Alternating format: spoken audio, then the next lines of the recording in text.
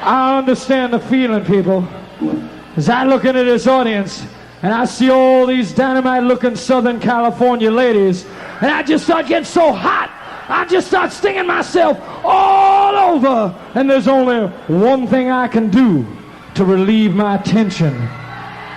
Now I want to know, how many of you here do it the way I do it? How many of you here fuck like a beast? Well, if you fuck like a beast, you must be an animal.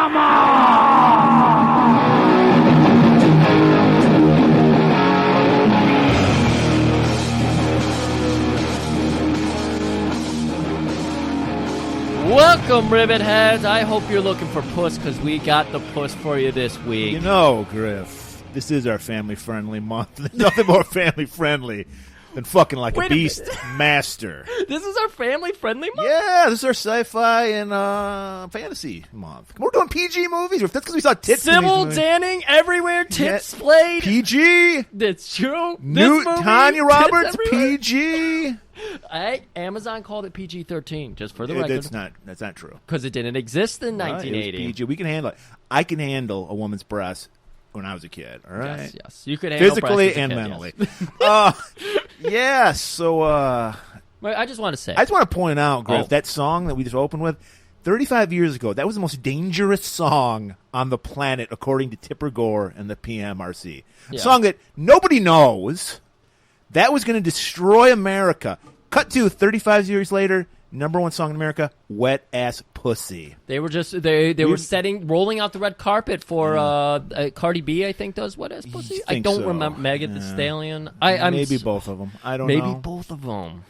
They both have wet pussies. They both have great pussies, from what I hear on the news. I just hear they're wet. I don't know if they're great. Oh, that's a good point. They can be sloppy. I don't know. I don't know. But enough about pussies.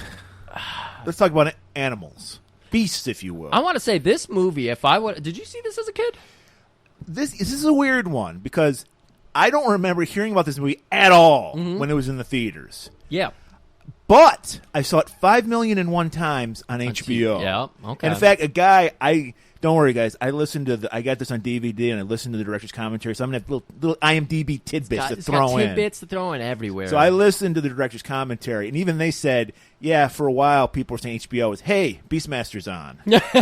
Because it was on so goddamn much. And I saw it a million times as a kid. I haven't seen it in 35 years. So this was a nice refresher course for me. I know if I would have saw this as a kid, because I was incredibly influenced by, like, Ace Ventura, like that movie. Just because not so much because it was silly and I love Jim Carrey, but because of the camaraderie with animals, like the penguins living in his freezer and shit, like having all the birds flying around. Loved it. So if I would have saw this movie as a kid, a guy makes friends with ferrets, which I'm sure my mom would have been like, great, we're not getting ferrets. I'll break their neck if you try to bring one home, because she didn't like ferrets. Okay with rats, but not ferrets? I had rats when I moved out. Oh, okay. Those were on but my you lonesome. Wanted a ferret. I didn't. Once I got older, I was like, I'm Guy not said he got one of the babies, and he said they're real musky smelling, so it's kind of gross. You don't want a ferret. Yeah. They're actually in California. He said they were illegal to have anyway. Really? But he had one anyway. Okay. Cares? Fuck it. But yeah, and then he's got a fucking eagle. Yeah. And then a fucking black tiger. Well, Hello? no, it's a tiger dyed black to look like a Black Panther. You're kidding. Yeah. That's it. Okay. I swear on Joe Exotic, that was a real tiger. Well, it's so obvious, because even the guy said, like, you can see stages, like, it's like, sometimes it's like on the mouth, the dye came off. You see the muzzle would be white the muzzle sometimes. would be white. And then you can see the stripes showing through in some scenes. I didn't pay that close of attention to the tiger, because there is one thing to say about this movie. Murray, fuck you. 2-hour movie after you complain about Hard Target. It didn't feel like 2 hours to me. It was. But this movie does have a lot of good things going for it, and I say that begrudgingly after watching this again and falling asleep for the last 30 minutes of it. But the little village they set up for, what is the village called? Akur or something? That was last week. What's it called? The Good Guy Village? Yeah. Emer. Oh, Emer, the the last village, but that beautiful like peon village that they set up. Emer was interesting because it was a village on fucking stilts. And it was rickety as fuck. Did you see how it was about to collapse when he was like scaling down it on that rope? Yeah, I feel like there should have been a bunch of people in that village with like neck braces and shit because they're falling out, breaking limbs and everything. Well, they go into it. There's a lot of world building that we don't know about. And he's like, when they designed that, they were like that. The idea was they lived on like a flood. That's what I was expecting. Yeah, something like that. After I watched it the second time, I was like, oh, okay. This clearly they thought this was going to be like, trying to build up that kind of flood zone. They put a lot of effort into this. They really did, and you can see it. And I want to apologize to the makers. I always assumed this was a Conan ripoff because that was such a big movie at the time. No, this came out the same year. Yeah. So they couldn't have ripped it off. Lots of cool fucking shots. Great. John DeHart must have learned from this movie because some of the cinematography here with the lighting and everything is just gorgeous. Well, you're not going to believe it. Like, first I want to point out, this was like their fourth movie. The commentary I listened to had the director and the producer, and they both co-wrote the movie. And they were like a team. And this was their fourth movie. They did the Phantasm movies, which I'm not a big fan of, but so I'm like, okay, I didn't know that. That's cool. And this was their fourth movie and their first big budget movie. They've never done anything over $1 million, and they had like almost $5 million for this movie.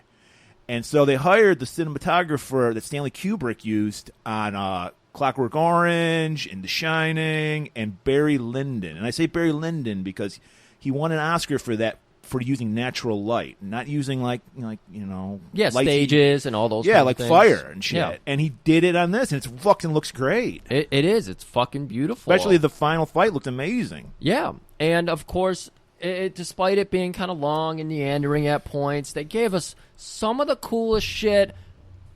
Bat, people, eagle creature. Yeah. Fucking badass.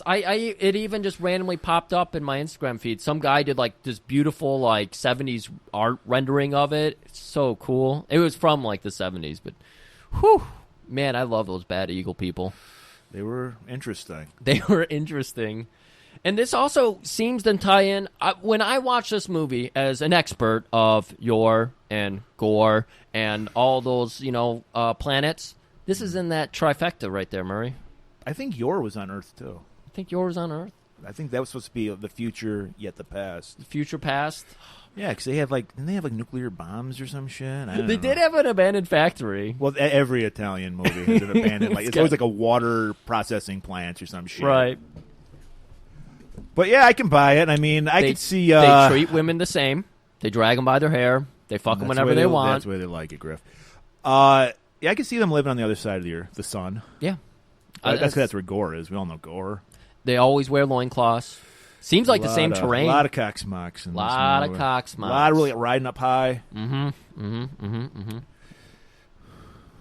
So, we want to get into the trailer and go straight to this movie? Well, yeah, we completely ran out of gas right there. Well, we got... we're conserving our energy. We're not running out of gas. So, let's throw to it, everybody. You crazy rivet heads out there. Get ready for the trailer for Beastmaster. It was foretold by witches. It was conceived through sorcery. And it was to be destroyed by all that is evil. But the courage of one mortal saved it.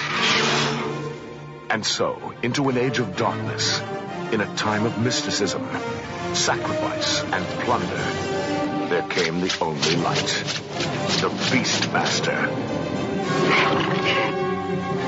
Born with the strength of a black tiger, the courage of an eagle, the power that made him more than any hero.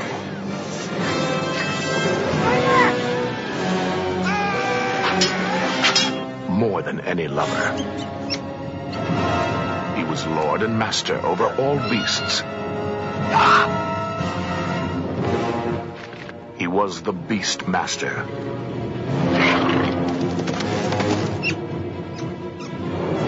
Behold the wonder, the horror, the fantasy, the challenge of the one warrior they called the Beastmaster. Mark Singer is Dar, Tanya Roberts is Carrie, Rip Torn is Mayak, John Amos is Seth. Together, they take us on a fascinating journey back into unexplored times. Conquer your fears.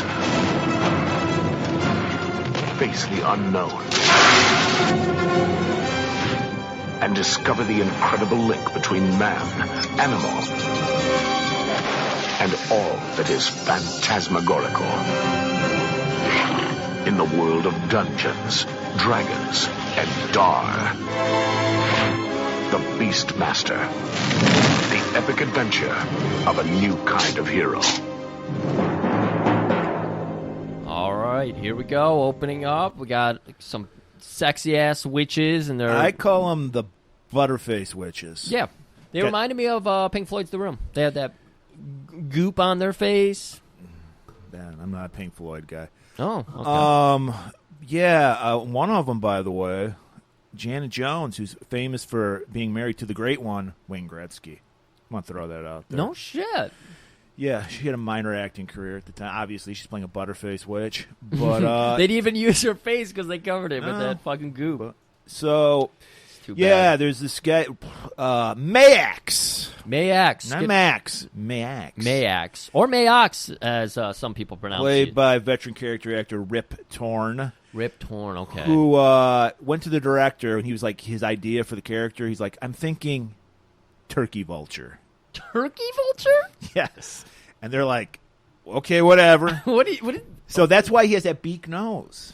Oh, you know what? The one profile shot, I was like, why is his nose so big? Is that just what? And they said you can see a lot of the times in scenes it's coming off because it would get hot out there. And yeah, shit. I thought there was one time.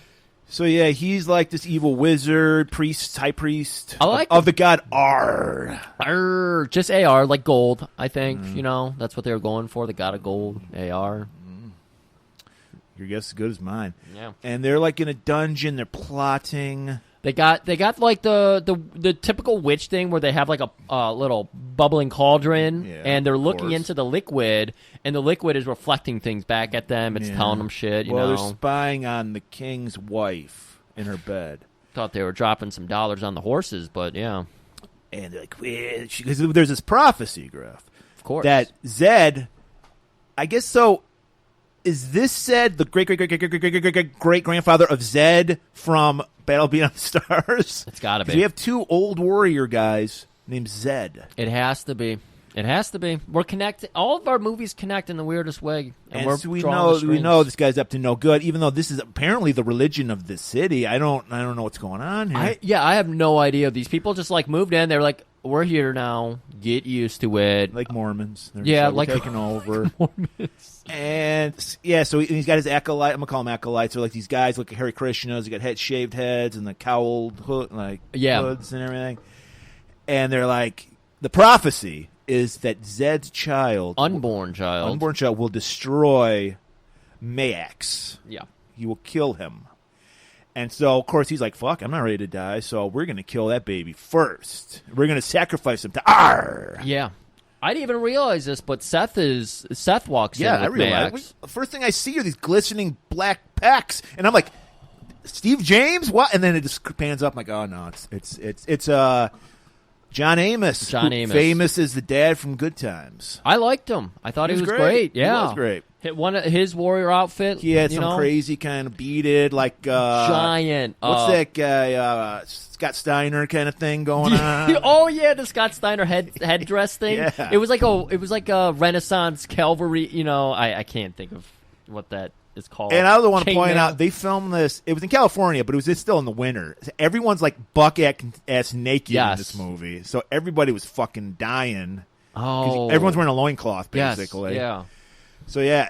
So Seth, played by John Amos, bursts in with King Zed. Yeah, and of course, Seth is like, "You ain't going over and aborting that baby. We believe babies are born at the time of conception. Like, as soon as the sperm hits the vagina, game over. Come on, this baby's like 2 days away from being born. So even I would object to aborting this but fucking baby. As we've learned, Mayax is into aborting babies after they're 5 years old. So he's into aborting kids for fun. That's what Ar likes. Yes. So Seth is just like, you fucking try to abort that baby. I'm going to murder you myself. Well, he's not saying that. Zed is saying that. Seth is just in the background. Zed was even here? Yes. He bursts in. Oh, okay. I didn't even Seth see is Seth. just making his pecs, like, jump. Yeah, like, he's threatening. doing that thing. You got the fucking the fire just glistening off that peck jelly. The peck jelly budget was through the roof. I think half the budget was peck jelly. How do you Everybody's glistening. How do you think we bought the mics for this show? Right here. These are $9,000 mics we work with. Thank you, Mark Singer, and your glistening pecs. So, Zed's like, I'm onto you, motherfucker. And no, you're not. And we're going to banish you. Yeah. And just as he says that, two of the acolytes go like, we're going to kill ourselves. Max was just showing, I already called him Max. Max was just showing, like, how resolute he is to aborting that baby. And he's showing how loyal his followers are. Yeah. They're like the fucking Trumpers. They'll die for him. It was a piss match right here. Like, Zed was, showing off. They had the fucking ruler out there measuring their dicks. Exactly. They're doing the witches were measuring their dicks. Exactly. They got the dicks out and everything. But then two of the acolytes, cool weapons themselves. They had like these weird chain link. They're on chains. And then they were like a weird Shokazugi weapon where it was just like it was like a birdie that you would play. What's it called with racket or tether? No, I call it shuttlecock. Shuttlecock. It's badminton. Badminton. And they chucked that up, and there's just a wood beam going across the ceiling. They wrapped the chain around their neck, and they threw it so hard into the wood beam. Yeah, they just hang themselves right there in front of them, dead in a minute, no sound because of the throat. Yep. Right, yeah. That's amazing. It was really cool. And Zed's like, that doesn't scare me. Guards, take him away. So they haul him off to exile, kick him out of the, I think, Akur or something was the name of the city. And they leave the witches. They're like, they can stay. They got those. Look at that body. She's staying. Yeah. Oh. Put a bag on her head. I'm fine.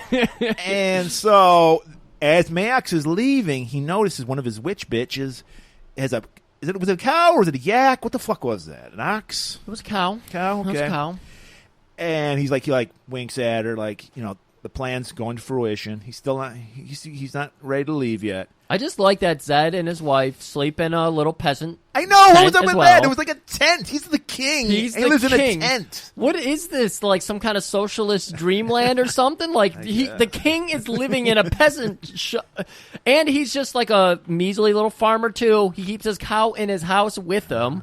So yeah, he's just sitting there with his wife, and they're loving. They're just holding each other, sleeping.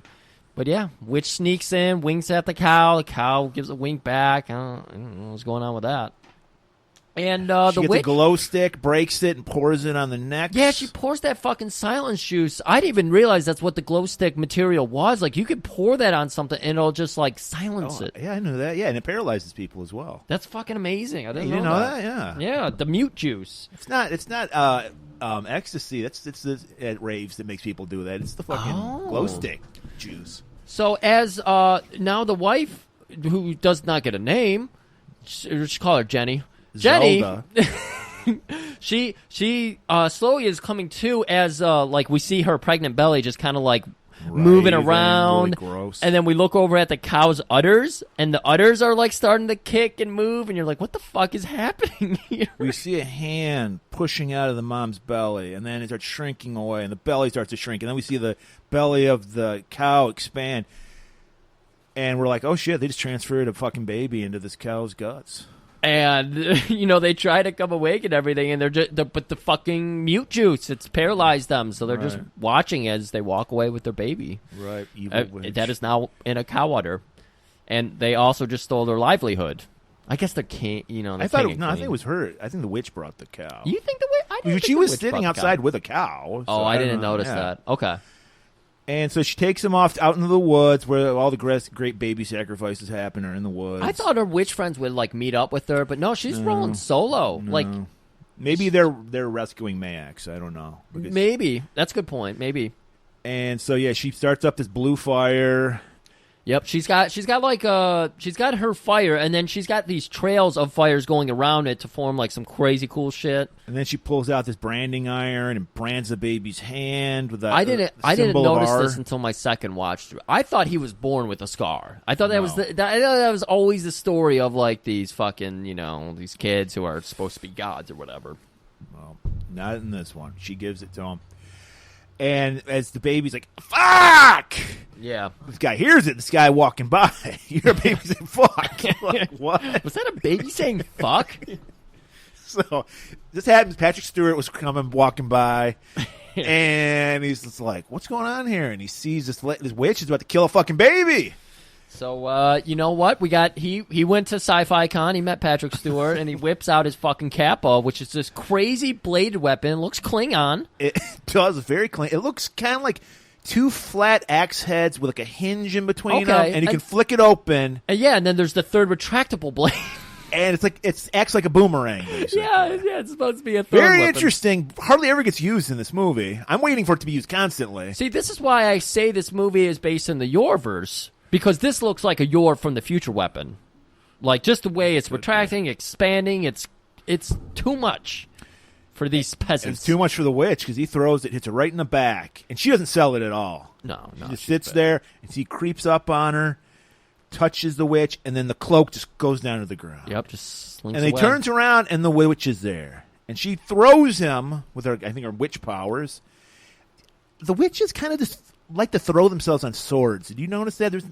There's 5 different deaths in this movie. There's one where Dar uses a shield to catch arrows, turns it around, and stabs a guy with it. And then he pulls it up and sticks it in again. Yeah. They just love doing that. But the witch just basically, you're like, okay, he's out of his depth. This witch just threw her. And she's like, no, she just jumps on his sword. And then she just, as a witch does, she just turns into, like, dust or some shit, smoke. And this ends up being our hero, who's named Dar. We have some a lot of 3-4 letter names. Not to be confused with Tarl from Gore, or Yor from Yor. Or Tal from this movie. Or Tal. A lot of 3 or 4 letter names. So this is Dar's father who's going to take him. He brings him back to his village. You think the news of the king's child being kidnapped would go out there? Because he's only it can't be more than a few miles away from the fucking city. Well, how far do you think the witch took Dar? I'm assuming this has all happened in the same night, so word hasn't gotten out there yet. But I'm saying he just raises the kid as his own. Why wouldn't he be like, did you hear the king's son's? Maybe this is the king's son. I hear you. No, I guess not. Everyone forgot about it. They're like, oh, man, that's fucked. Well, too bad. Yeah, that's too bad. Yeah. It's just like our COVID response. Wait, COVID's still a thing? No, it isn't. It's a hoax. It's a hoax. Cut to Oh, that's got to be what it is. All the fucking Akur people, they were just like, bullshit, this is a hoax. They hate the king. They don't want to live under socialism anymore. He is kind of a douche in this movie. He is a douche. We do... Okay. So he takes it back to his village, Emir, I think it was called. Emir, yep, E-M-I-R, 4-letter name. I love it because he's got this baby wrapped up. All the villagers come to meet him at the gates, and he holds up the baby like it's the Lion King, and everyone's just like, "Fuck yeah, baby! This guy just found a baby." Why was the town so excited that they found a baby? It was like Santa Claus come to town when they find the baby and they say, "We're just gonna raise it." I'm just shocked by it, babies because it was like, what the fuck is this about? They cherish life, unlike Zed or Mayax or whoever the fuck's Mayax, yeah. So they're like, hey, find a baby. It's good luck, dude. It's like a penny. You find it. That could be it. Good luck. So Dar's dad, of course, wants to train him up to be a fucking... Yeah, we cut to about 10 years later. Yep. He's a little boy. I want to point this out. The little boy later went on to play the pervy little brother from the classic movie, Just One of the Guys. That's him? Oh, wow. Nice. And so they're like teaching him how to sword fight, and this guy's farming, and then Dad's like, watch this. Oh, yeah, he reveals the kappa to him. Right. And again, the kappa is fascinating because they're used to fighting with sticks and swords, simple things. But then he whips out the kappa with this crazy retractable blade and everything, and he's like flipping it like a butterfly knife and doing all these cool tricks. It was the medieval butterfly knife. Yeah. And then he's like, let's play a little trick on Farmer Joe over there. They whip the fucking thing at Joe, who gets scared and barely almost scalps him. Yeah, he does. He just fucking takes a couple rips hairs his off. do-rag off. Yep. He's like, that's my best do-rag, you fucker. And just as he's about to do something, we are. I thought it was the Midnight Thud was fucking in his bush. But no, it's something worse. Oh my god! It is smoking crack and chewing on oranges. Yeah, it's but it's the Midnight Claw. Yeah, because it claws you to death, Murray. A bear comes out and with like apparently jelly on his snout. He's like, hey, Yes. boo boo, Hey, where's boo-boo. some big nigga biscuits? And then Dad's shitting himself, and then Dar's he trips over a rock because he starts retreating backwards. classic move. Oh, my ankle. Yep. Classic Hurts his horror ankle. movie trope. Yep. And Dar's like, he starts going into a trance, and he starts mind melding with the fucking bear. I like the prog rock we get into as we see his mind just kind of slipping away. And yeah, just slowly going between cuts of the bear's eyes, his eyes, bear's eyes, his eyes. And the one bear eye, one his eye, one. Yeah. It's great. And then the bear just stumbles away. He's like, oh, no picnic baskets here. Yep. And Papa Dar just gets up, and he's just like, oh, my sweet motherfucking God. People have talked about kids like you for the longest time. It's amazing. Don't tell anybody. Do not tell. Why are we keeping this a Keep secret? this a secret. Why couldn't we had 1 minute in this 2-hour film to say, hey, this is why you can't tell anybody? I'm assuming because maybe Mayox kills people like who have these powers. I don't know. Well, You learn that Zed doesn't like freaks later on. I mean, he opens up Dar's hand. These people wouldn't understand, Griff. They're primitive. Exactly. They built their town on stilts for no fucking reason. So he reveals his palm, and we see like that scar, and it's gnarly still to this day. And he's like, "The gods gave you powers. You know, you got to wield them responsibly." Turns into Aunt May, of course. So we cut to 10 years later. Now we see Dar as a man, young Mark Singer. We remember him best as Donovan from the V show. I think he's never done anything since. And he's got like a loincloth and like a weird poncho on. I don't know what was going on with his clothing. And to let you know that that's Dar, he goes, Father. He just looks back and goes, Father. Yeah. And then he goes out into the fields because they're an agrarian society. He's got his dog. He's got a very cool dog, look like a white German Shepherd. Very cool dog. And they're just hoeing away. Yep. And as they're hoeing, something's blowing. Yeah, Dar kind of like gets that 1,000-yard stare again. And he's looking around the horizon, and I'm waiting for like I don't know, Hoff's evil clone to come through with a semi truck or something. But no, it's just raiders, bandits. A very bad animated cloud of dust first, and even the directors pointed out that we had nothing to do with this.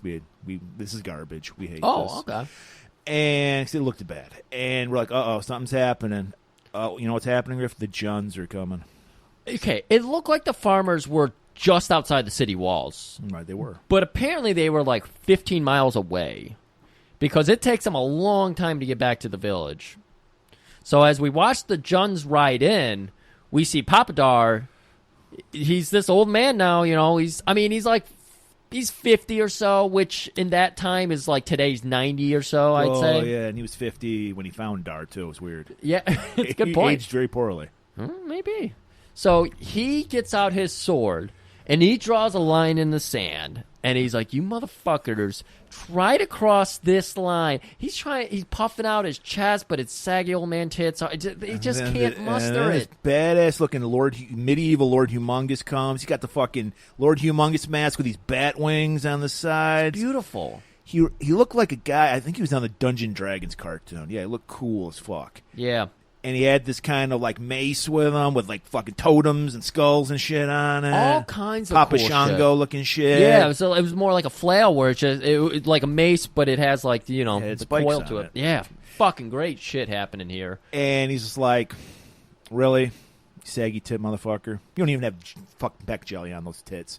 They just immediately run over Dad. I love it. Dad puts no fight up. Well, how could he? He's trying to I think what he was trying to do is get everybody else in the village, like, get their courage up, be like, I'm a 55... Well, every villager in this movie is a fucking coward. Yes. Which we'll get to in the end. Which reminds me of last week's Battle Beyond the Stars, and you know what? I went and watched The Seven Samurais. Wait, is that what it's called?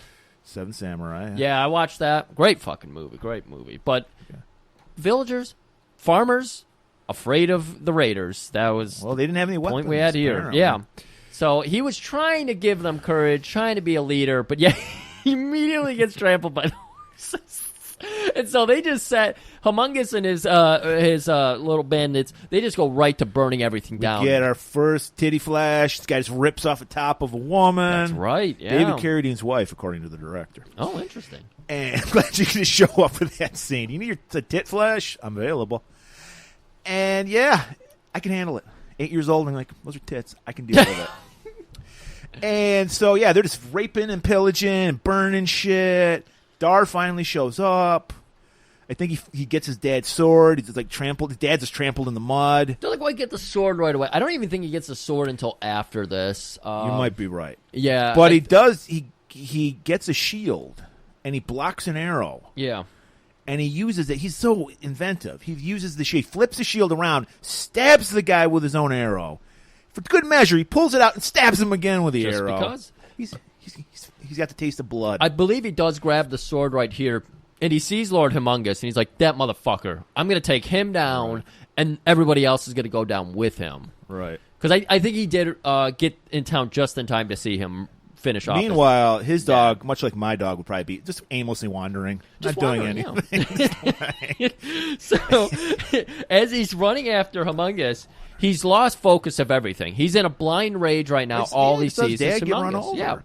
So he goes chasing down Humongous, but he gets fucking sideswiped by a guy who just was using... They love giant sticks in this movie, like 2-3 inches in diameter, like 5 feet long. They love them in this movie.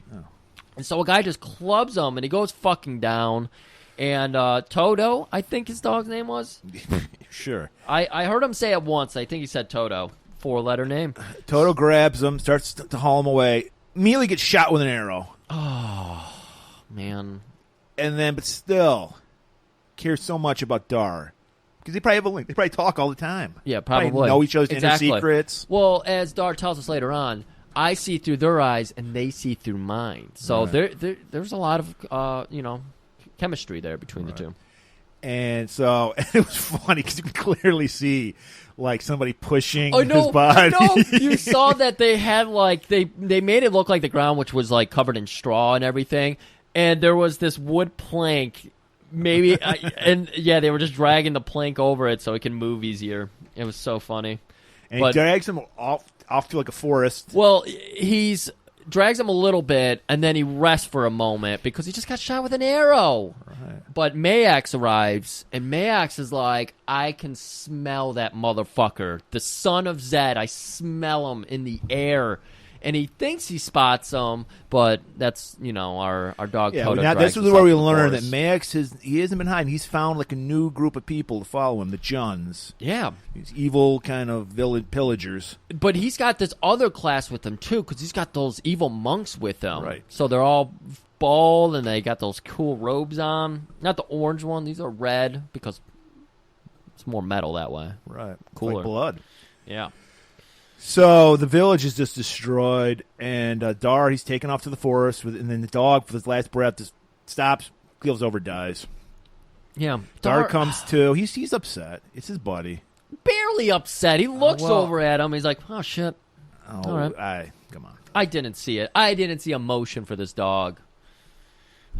And he's just, well, this is his whole motivation. What are you talking about? You even wrote it in the notes. No, I didn't. Inspiration for John Wick. I said inspiration for John Wick because they said, hey, I would do more than that if this guy's... Like, he doesn't even bring up the dog at all. He should have killed Mayax. I'm like, this one's If he for my didn't fucking care about dog. the dog, he would have just left it where it was. He didn't. He took it back to the village. Cared a quarter. What was he supposed to do, Griff? When he killed Somehow bring it Humongous, he back to should have said life? that one's for Toto, motherfucker. He probably did. He just mumbles so much we can't tell. All right. I'll accept it so we can move on. So he arranges the bodies in the symbol of Emer, which is almost like a peace symbol. It's just a circle with a line bisecting it on the middle. Yep. And he sets them on fire with the dog. Dog gets a Viking funeral, just like Dad does. Yep. And he's like, and then we have a voiceover from his dad. It's like from Clash of Titans. Find and fulfill your destiny. And he gets the sword his dad had. Yep. My sword and my copper will protect you. Your enemy is the Juns, just in case you didn't pick up their name when they were raiding the village, you know. Not to be confused with the Huns. Yes. These are the Juns. Look for your destiny in the valley of Arak. A lot of Aruks. Araks. And as he says that, an eagle's just chilling, hanging out. It's like, it's pretty fucked up. What happened here? Are they just having coffee? Like, oh man, that was fucked up. Yeah, that was the eagle just came down to take a break and maybe get a snack from these people. Yeah. And he's like, oh, yeah, we can talk. Yeah, we can talk. Because the eagle gets no name. Yeah. It's his eagle, I guess. Well, we gave him a name. Oh, yeah. Boz. The Boz. Yeah. The Boz. The Boz. And because he's got a screaming eagle. He is a screaming eagle. He He is a doesn't have screaming one. eagle. He is one. Yeah. Let's just hear some of that chatter they do here.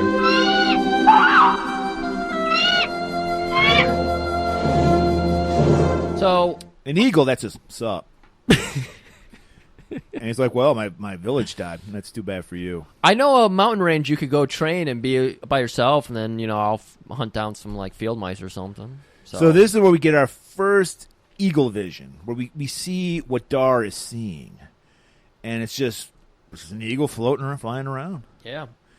But we got It's like we can see, like, it's like in the center of the screen, there's like a floating eye.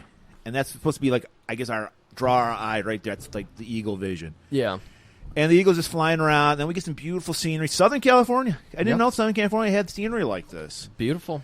It's like rock formations and shit. And Dart, he's like swinging, like you said, a stick. He forgot he had a sword, apparently? Yes, he did. Maybe it was weight training. I guess. He's not holding it like a sword, so I don't know. But still, I think it's supposed to be some kind of weight training. But he's just swinging a stick for like 2 minutes. You're just like, guys, there's enough fat here to feed like 5 dogs. So can we cut this? But no, we got it. He's perfect tan. Every movie, we got to have our training sequence.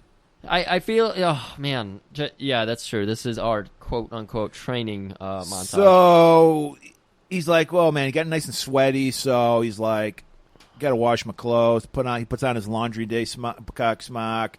He's got his best Sunday go out to meeting cock smock, just laying there. And that's when you're a ferret, that's like gold to you. Oh yeah, leather cock smock. Leather cock smock. The smell alone just draws them right to it. So these two little ferrets just grab his cock smock and take off. He's like, hey, we get a little comedy here. We need to lighten the mood. We just saw a village get destroyed. Yeah, we've had a lot of intense music. Now we finally get some soft. Because this is like a John Williams score. There's just music all throughout it. Now we get some whimsical fun shit. So he chases him, and he falls off a cliff and lands right in the old quicksand. Of course there's quicksand. Were you terrified of quicksand as a kid? Because I definitely was. No, I wanted to, like, make it, like, when I always tried to with my action figures, like, how do you make fucking... First of all, it doesn't exist. I watched the Mythbusters episode on quicksand. It doesn't exist. But no, yeah, he falls into the quicksand. Yep. And this is like super quicksand, by the way. Yes. Like, he falls in it and immediately is already at, like, shoulder deep. And it's like... You wouldn't think we'd have quicksand in a desert. You think, like, in a jungle, like somewhere where there's moisture. Exactly. Somewhere where there's a lot of moisture. Yeah, for sure. And there is one broken tree that's, like, leaning over... And you would not think this has enough weight to hold a man, yet alone these ferrets who are just like up there watching him die because they're fucking horrible little critters. They want his fucking cock smock. They don't care. And if he's dead, they're like, well, we can steal more of his shit. Finders keepers. Yeah. But of course, our man's a Beastmaster, so we mind links with one, and game recognizes game. This is Shane and Kane Kazugi in ferret form. Right. So he mind links with Kane because he realizes Kane's a badass. And he says, Kane, we're going to go on awesome adventures together. Just get me out of here. So Kane's like, you know what? You're right, bro. It's like something straight out of a cartoon. He's like chews through a fucking suddenly 2-inch thick. Yeah, exactly. In like 5 seconds. And how? How does this broken limb help him get out? I don't know. But it does. And it does for him, but not for Kane, because Kane goes bloop, falls right in the quicksand. Motherfucker. Tragic Griff. 13 ferrets died in the filming of this scene. No. No, I'm kidding. Nobody died. And he pulls himself out, and then he's like, oh, fuck, I got it. Even though he stole my cock smack, these guys saved my life. He rests for like 8 minutes. Just one, again, more fat that could have been trimmed here. He rests for like 5 minutes watching this poor ferret, Kane. He just watches it like struggling, and he's like, It'd be a fine day to die, I guess. But he finally reaches in. He's like, I'll save the little fucker. Pulls him out. And he goes, you, my friend, you are brave. I will call you Cain. And you little pussy up there hiding, I will call you Shane. And then he hugs him, and it's beautiful. So he heads back up to the mountains. He wants to be able to see everything again. And he's linking up with his eagle, just going out on a flight, just surveying. Eagle's doing recon. Yep, Eagle's doing a recon. And then he starts seeing from another vision of another animal. He sees those acolyte guys chasing something. Shit, I didn't even realize he was seeing through another. I thought he just saw them through the eagle. No, he's seeing what the tiger's seeing because it's these people are like poking sticks and shit at this thing. So you're telling me his powers, I thought it had to be like eye contact type of thing. No, you're telling me he can just sense animals? It's like Aquaman. He goes, how did Bran Stark's vision work? I don't remember. Yeah, neither do I, because he had the crow vision, and he just would be a crow sometimes. I think this movie was a heavy influence on the Game of Thrones. I have to imagine it was. So he's seeing it because he's just now mastering. He's finally using it because his dad was like, never use it. Yeah, keep it a secret. So now he's like, learning. Which this is not hard to keep a secret at all. Like, he's by himself. He doesn't have to audibly say things to them, but he does. He chooses to. Yeah. Well, for us, for the advantage of the audience, yes. let us know. It's like people, you don't want to talk a foreign language around somebody who doesn't know that language. It's insulting to the person. It is. So he's seeing, and he's like, oh, shit, it's another animal. We got to save it. So they find out it is a tiger. Well, it's a black panther. It's a tiger died to be a black panther. We're supposed to think it's a Black Panther. Yeah. And we see these assholes like poking it with sticks and shit. And one guy looks like Joe Exotic. He's like, you're going to make me money. And they had like a post. They had everything set up. Apparently they've been looking for this fucking Black Panther for a while. So they had a post with a chain. Yes. Maybe this was like a busy road and people would come by, toss money, get a picture, a quick picture with them. Like Instagram models. I don't know, but they finally trap the tiger, and Dar's about to get into motion, and then right behind him, one of those acolytes shows up. This legitimately surprised me. I liked that. I was very happy with that. Yeah, he gets attacked from behind, and he's like up on the cliffside, so these two guys just kind of come rolling down a cliffside here. I mean, it's not... cliffside's probably not the right... But they're rolling around. It's a rocky terrain. It wouldn't be Well, they were fun. saying, like, because everyone basically is wearing loincloths, like, nobody could wear padding, so it was fucking... fucked up. It would be brutal, yeah. Shit, yeah. I'm surprised they didn't have more like cuts and scrapes all over him. So he's having no problem taking this guy out. He's been training by himself, never really fought a human, but he's got it. No big deal. All you gotta do is do your katas, man. All you gotta do is do your swing katas. the sword. He can swing the sword like a motherfucker. He's pretty good at that. Yeah. So he kills the guy that jumped him from behind. A guy jumped him from behind, decided not to use a single weapon on him, just wanted to tackle him for fun. Maybe he wanted to make him a slave. The slavery is a big thing in this. This is a good point. I think you're right about that. Or a sacrifice, because we know that R likes the sacrifices. This is prefers awesome. Children, but he'll take a man. This is very true. So he takes that guy out. Cain, the bravest of ferret of all time, sees a crossbow there, grabs the bolt off of it. Dude, he's fucking just crushing it. And for good measure, bites the fingertips of the guy. Because, by the way, there's 4, counting the guy that Dar has just killed, and the 3 other guys are like spread out. And they've got arrows, they've got crossbows, bow and arrows. So it's like, how is he going to do this? So yeah, Cain is like, I got this, dog. Is this supposed to be like reincarnation? He came back, or this was the life before Cain Kazugi, maybe? The spirit, and it inhabits both of them. Because Shane is just like, I'll be back here. Yeah, Shane is hiding in the knapsack as usual. And so Dar has killed the one guy, sees somebody shooting an arrow. The 2 guys with the crossbows are getting distracted by Cain just fucking whipping their ass like a little chipmunk that he is.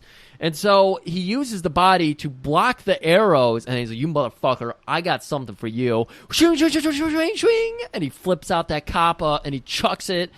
Hits the rope that's holding the tiger. Yup. Excuse me, Black Panther. Black Panther. And the panther just goes, motherfucker, I'm going to kill you. And he just rips to shreds the rest of the guys. Yeah, and he's like, oh my God, the way you murdered... By the way, the face on Dar, the look on Dar's face when he's like mind melding and shit, he's just euphoric. Like, he looks like he just...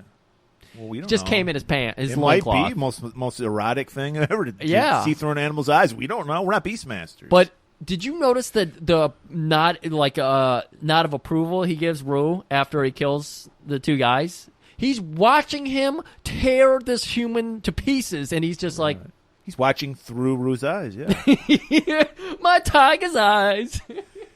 yeah, and like you said, he says your name's Rue. Okay, I don't know. Tiger just shrugs, motherfucker. And then he goes. And then he's ready. Now he's ready because he goes looks up to the eagle. Yep. He goes, Boz, I have eyes now. And he looks at his fucking Shane and Kane chewing disemboweling a guy, just tearing burrowing the butthole into off. him. And he's like, and with you I have my cunning, and now I have my strength. We cannot be stopped. Woo! And puts people throws up a 4 horsemen sign, and they walk off.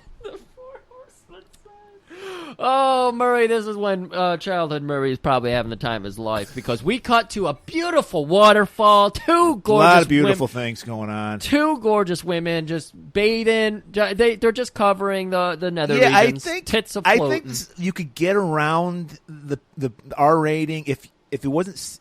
You could have nudity if it wasn't sexualized nudity. Yeah. So there's a lot of bathing going on in the PG movies of my youth. There's a In fact, if you're a fan of Tanya Roberts, you get full frontal. Yes. In a PG movie, Sheena, when she does like a couple years yes, later. Yeah.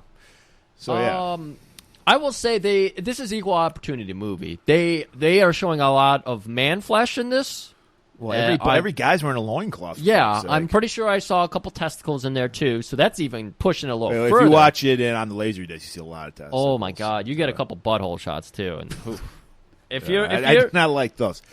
But and I want to point out this is like December, so even though it's California, it's still cold as fuck. So I guess Tanya Roberts was like freezing her ass off, literally. Oh, that's no having fun. to swim through this fucking shit. Yeah.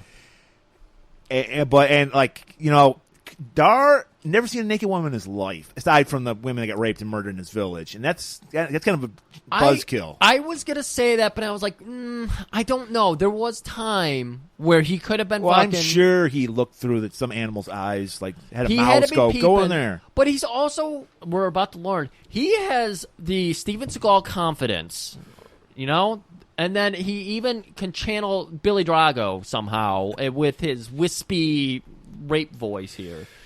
But well, yes, Kane is also watching over the rock. Shane, of course, is still hiding in the knapsack. And Kane just like, I know what I'm going to go steal next. Shane is just resting his eyes. Yes, sure. And he's like, he just goes, Kane, you know what to do. Yeah. They already worked it out. They've got like handshakes, you know. They're like high-fiving, fist bumping, you know. They're Kane like, goes, oh, man, I got this. This is going to be so great. he immediately grabs her top and takes the fuck off. And so she, of course, goes chasing it. She's the only top she has. She's a slave girl. Yeah. And she's running after it, and she stumbles into Rur. Rur just happens to be chilling there. This is the classic pussy trap. Exactly. So she runs into Rue. Are you saying that because Rue is a cat? Yeah. Oh, okay. And also because he wants to get that pussy. Oh, okay. It's a double entendre. So so she's freaking out about this tiger, and then all of a sudden fucking Dar slips in there, and he just presses his face against her, throws one arm around her, just grabs her breast, throws the other arm in front, grabs her. Kane grabs her top, yet she has a top on her. Because her loincloth was only down to her waist, and she just slung it over. Oh, okay. So it wasn't that she had a bra on, but I don't even know. They didn't have It makes bras no back sense. then. Now It was that her they're doing- good bra that There Kane we go. stole. So now we've got Dar here trying to explain in his best Billy Drago voice, using the hand acting skills of Steven Seagal, finding her chakra. Hand groping skills. Yes, thank you. And he's like, don't move. Wispy voice. I gotta tell you, this tiger is firm and large. Like something else. I can save you, but, we gotta be brave. We gotta look into the beast's soul. We gotta look down below and feel what it's throbbing down in the loin. Wow. Yeah, he gets real rapey with him. So he's like, get back. And he goes up to Rard. He's like, get out of here. And the cat's like, what? Really? Are we going to do this? And he's like, come on, man. I'm trying to get fucking laid. Beat it. And then he's like, all right, I'll fucking go. God, you make me sick, Dar. Because Roar, he's a feminist, so he doesn't like this. Yeah. So he takes off, or does he? Because he immediately just goes behind them. That's a cat would do it. Cats are assholes. Like this, yeah. And she's like, "Wait, what's going on here?" Yeah, he just says, "Well, I saved your life, so now I'm going to claim my prize." And he just grabs her by the pussy and just shoves his tongue down her throat. And much like our president says, she loves it. Yeah, she loves it. Yeah. And they do. There's like they're getting flirty. She like changes the position, flips him down. She's on top of him, and he's like, "Whoa, I'm kind of into this. Let's do it." First of all, what happened to the other slave girl? She disappears. Mm-hmm. She disappeared tits. And maybe Rar ate her. I don't know. Yeah, Rue was just like, "Fuck that! I'm eating that one then." And you're gonna fuck this one. I'm gonna eat that one. And then he's like, "Hey, look over there." And she's like, "What?" And then he flips her over. Gets on top of her, getting ready to mount. And then he notices some scars on her back. He's like, "Whoa, you're some kinky shit, aren't you?" She's like, "I'm a slave, asshole. I don't enjoy those fucking marks." And while she says that, a necklace that comes out of nowhere and drops down. Yeah, I didn't understand this at all. The physics of this, where the second bra came from. This is all some conspiracy level shit. I don't know. And he's like, "Wait, you're a slave? What?" He doesn't know about that. He grew up in a great community. And he's just like, "There's no slavery." Yeah. And she's like, "Yeah, I'm a fucking slave, all right? And I got to get back." He's like, "No, fuck that. I'll protect you." She's like, "You can't protect shit." And then apparently too much blood rushed to his dick, so he just falls over himself, and she disappears up a mountain somewhere. Right. And so he's just like, "Well, guys, let's collect our." Maybe he went into the waterfall to rub one out, because he probably was blue balls and like a motherfucker. Maybe. I don't know what to tell you. But he's like, "Well, my mission calls. I blew it. I know." I thought he was still trying to figure out where she was when he spots like this crazy looking fucking tree in the distance. Was it nighttime too? And it was like glowing. All of them came nighttime. Yeah. Well, it could have been hours later. Like I said, he was rubbing one out. Took him a while. Okay. So he sees on this cliff face. He sees this giant tree with these glowing sacks. He's like, "Oh my god! I'd want to check that out." Yeah, I'm gonna go check that out. So he goes up there, and we see there like these.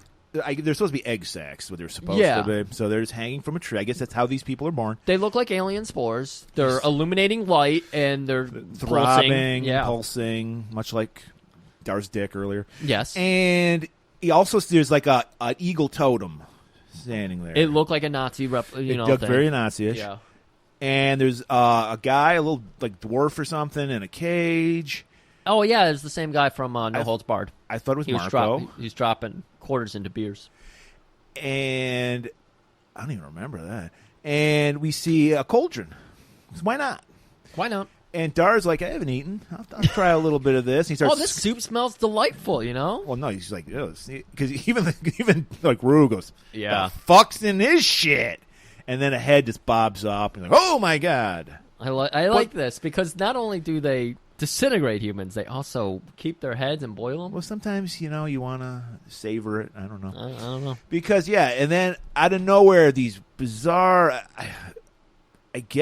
They say bird people. And the directors, they called them bird people. They have feathers on them. I call them bat people because they look like bats. Yeah, they had like the hooks on the wing like bats have and everything. But they look awesome.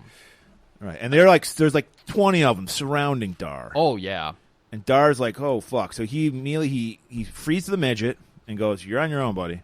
Well, the midget freaks out because he's been captured by them already. Well, he knows he's seen what they do. Well, yeah, he saw the fucking brain stew that was in the cauldron there. So he's just like, "I'm gonna take my chances and try to just run right through them." So instead of running through, he tries to run through them because he runs right into one. Well, I like it because he gets through the first like 3 rows of them, but then there's that one that's just waiting there, and he just captures them, just hugs them. Yeah, he just envelops them in his bat wings, and then he's like, "Ah!" And then you see the guy's face pushing through the bat wings. They show his feet, and there's green goo. Oh yeah, it's looking grim, and so they're slowly moving, like incredibly slowly, like a millimeter a second, just like inching along, getting a little closer.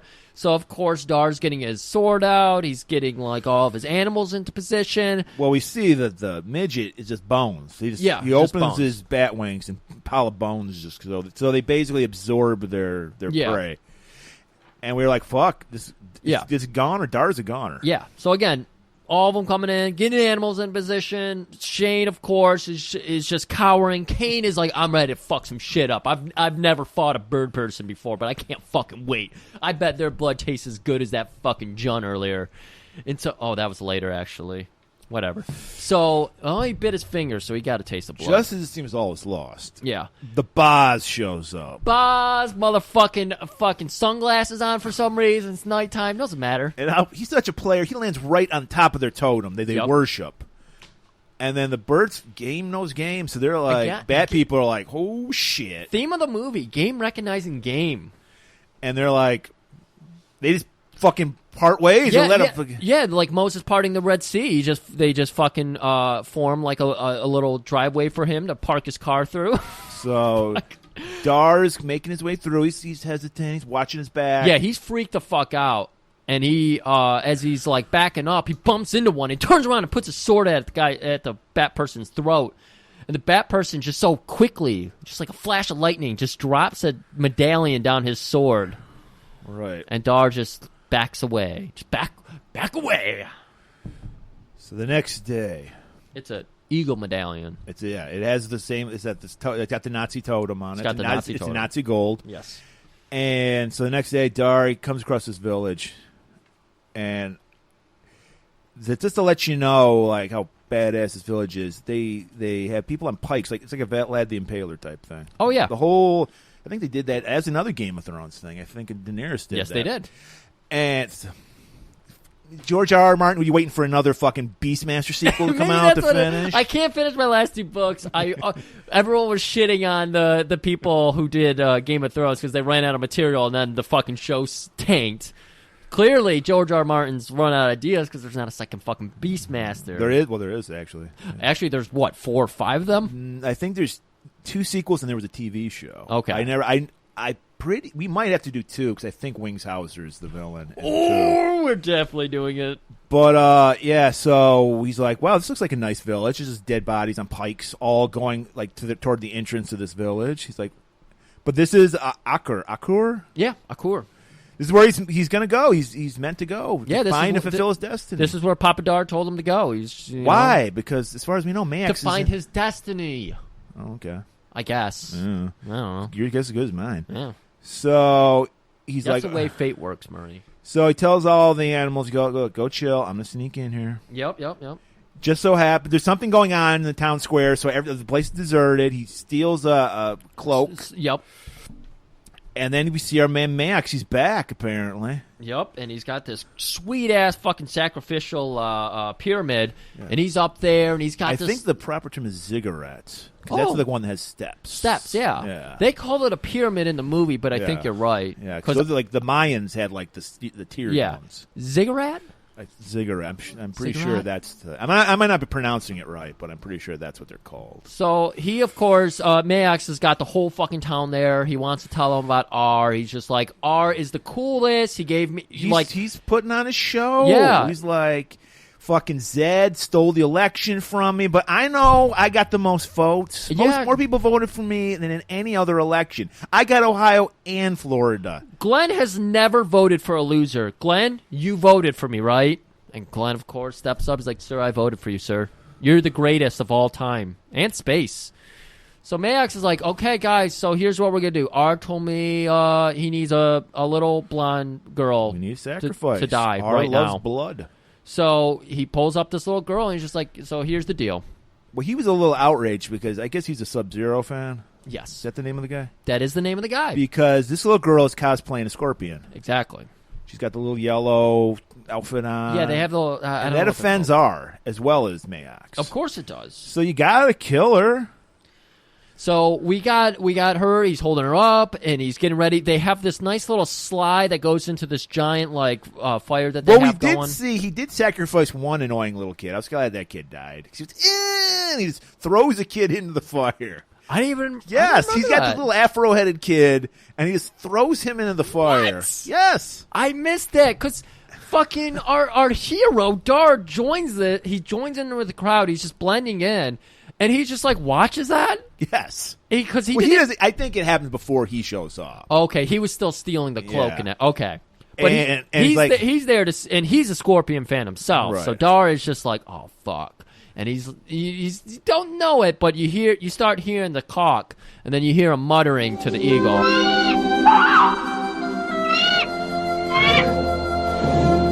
So he's muttering to. See, this is the boss. why he was so tired he had to gently shove the little girl because he already wore his arms out throwing that kid. Oh, so we wore on his theatrics. Right, he's like he pulled something in his shoulder. Yeah. So he had to just gently push her down this slant into this fire. Oh my god! And there's I love it because the girl's crawling up and he's like pushing her down with a stick. He's got that awesome stab.